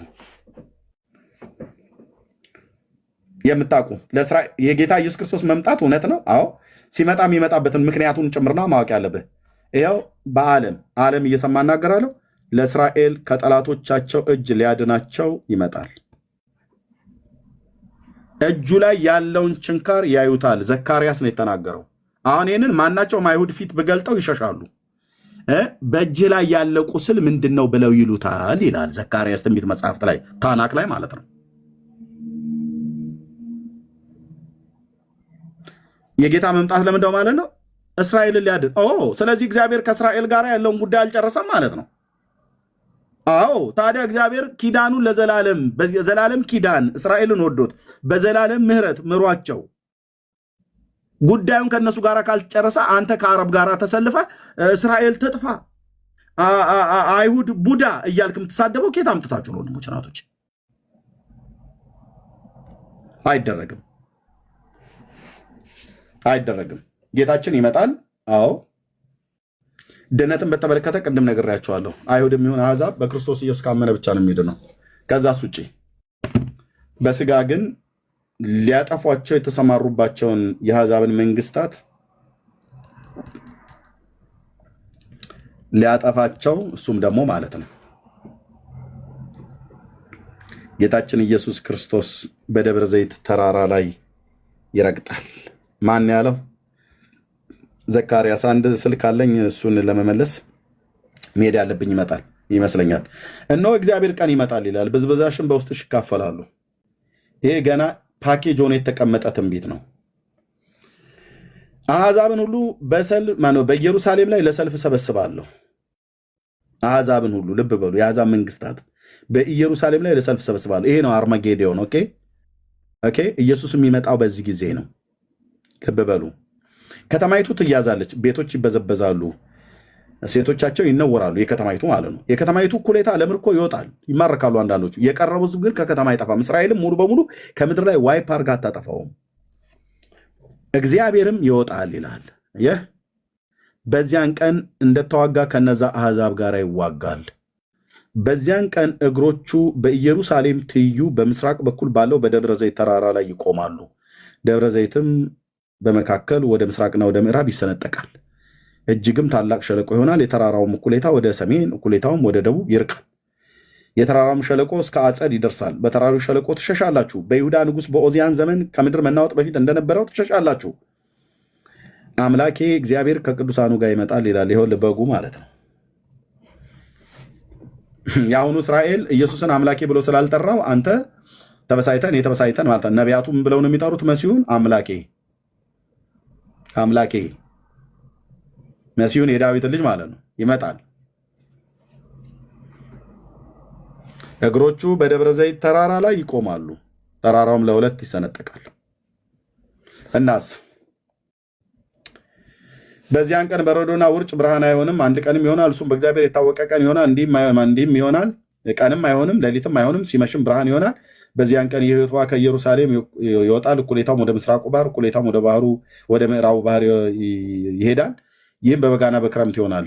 እግዚአብሔር በምድር ላይ ይነግሳል። በዚያን ቀን እግዚአብሔር አንድ ስሙም አንድ ይሆናል። ከዛ ምድር ከጌባል ጀምሮ በኢየሩሳሌምን በኩል እስካለችው እስከ ሬሞት ድረስ ተለውጣ እንደ አረባ ትሆናለች። እርሷም ከፍ ከፍ ትላለች። ከብንያም በር ጀምሮ እስከ ፊተኛው በር ስፍራ እስከ ማዕዘኑ በር ድረስ ከሐናኒኤል ግንብ ጀምሮ እስከ ንጉሱ መጥመቂያ በስፍራዋ ትኖራለች።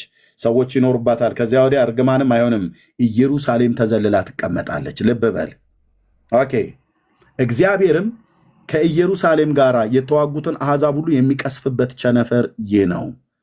በእግራቸው ሲቆሙ ስጋቸው ይበሰብሳል። ቀጥታ ከበጉ ጋር ነው የሚዋጉት። ቀጥታ አልኩ። ትግትጉ ጦርነቱ የሚጀምረው እነሱም ያላቸውን ይተኩሳሉ። ኒኩለሩ የሚተኩሱ ሚሳይል የሚተኩሱት ከማጋ ነው? ከበጉ ጋር ነው ቀጥታ። እና ጌታም ይተኩሳል። ጌታ ሲተኩስ መድፍና ክላሽ አይደለም የሚያንካካባቸው፣ ቸነፈር ነው የሚልክባቸው። መቅሰፍት ማለት ነው። በእግራቸው ሲቆሙ ስጋቸው ይበሰብሳል። መትላት ይጀምራል። መንጠባጠብ ይጀምራል። ትል በትል ያደርገዋል ማለት ነው። እግሩ ከታች ሊትራሊ ነው የሚሆነው። መትላት ይጀምራል። መሳሪያ የታጠቀበት አውሮፕላን የሚያበርበት ኒኩለር ሊተኩስበት ምላጭ ቃታ ሊስብበት ያለው እጁም እግሩም እንዳለ ነው የሚበሰብሰው። አይኖቻቸውም በአይኖቻቸው ውስጥ ይበሰብሳሉ። ዘካርያስ ቆር የሚናገረው ይታያል። ብሉይ ኪዳን ምላሳቸው በአፋቸው ውስጥ ይበሰብሳል። ይተላዋል ማለት ነው። በዚያን ቀን ከእግዚአብሔር ዘንድ ታላቅ ሽብር በእነርሱ ላይ ይሆናል። እያንዳንዱ የባልንጀራውን እጅ ይይዛል፣ እያንዳንዱ ባልንጀራው ላይ እጁን ያነሳል። ይሁዳም ደግሞ በኢየሩሳሌም ውስጥ ሆኖ ይዋጋል። በዙሪያም ያሉት አሕዛብ ሁሉ ሀብትን፣ እጅግ ብር፣ ወርቅንም ልብስንም ይሰበስባል ይላል። አያው ኢየሱስ የሚመጣ ይሄን ሊያደርግ ነው። ይሄ የሚሆነው በኢየሱስ ነው።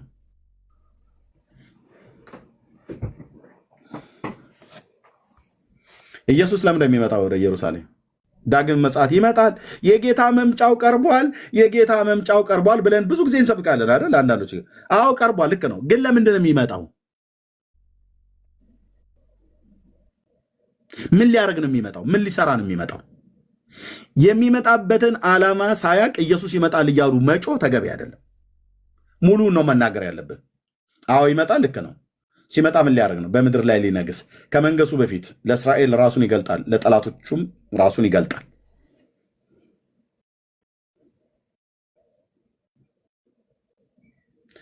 በዳዊትና በዙፋኑ ላይ አለቅነቱ ይበዛል። ዘካርያስ የተናገረው በኤርምያስ መጽሐፍ ምዕራፍ 23 ላይ አስቀድሞ የተናገረው ነው።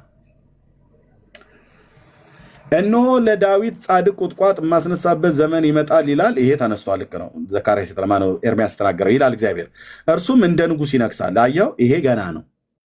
ይሄ ገና ነው። እርሱም እንደምን ይነግሳል? እንደ ንጉሥ ይነግሳል፣ ይከናወንለትማል። የት ነው የሚነግሰው? በምድር ፍርድና ጽድቅን ያደርጋል። በምድር ስለሚነግስ ነው በምድር ፍርድና ጽድቅን የሚያደርገው። በምድር ፍርድና ጽድቅን ለማድረግ ምድር ሁሉ ከፀሐይ መውጫ እስከ መጥለቂያው ድረስ ኑ ወደ እግዚአብሔር ተራራ ወደ ያዕቆብ አምላክ ቤት እንውጣ፣ እሱ መንገዱን ያስተምረናል፣ በጎዳናው እንሄዳለን እያሉ ትውልድ ሁሉ ያኔ ወደ ሂጅራ መካ መዲና እዛ ሄጄ ተሳልሜ ደብረ ሊባኖስ ገብቼ እንትን ብዬ ብሎ የሚል ፍጥረት ሁሉ ወደ ኢየሩሳሌም ይሄዳል። ለምን? ንጉሥ እዛ አለ። ማ? ኢየሱስ ክርስቶስ።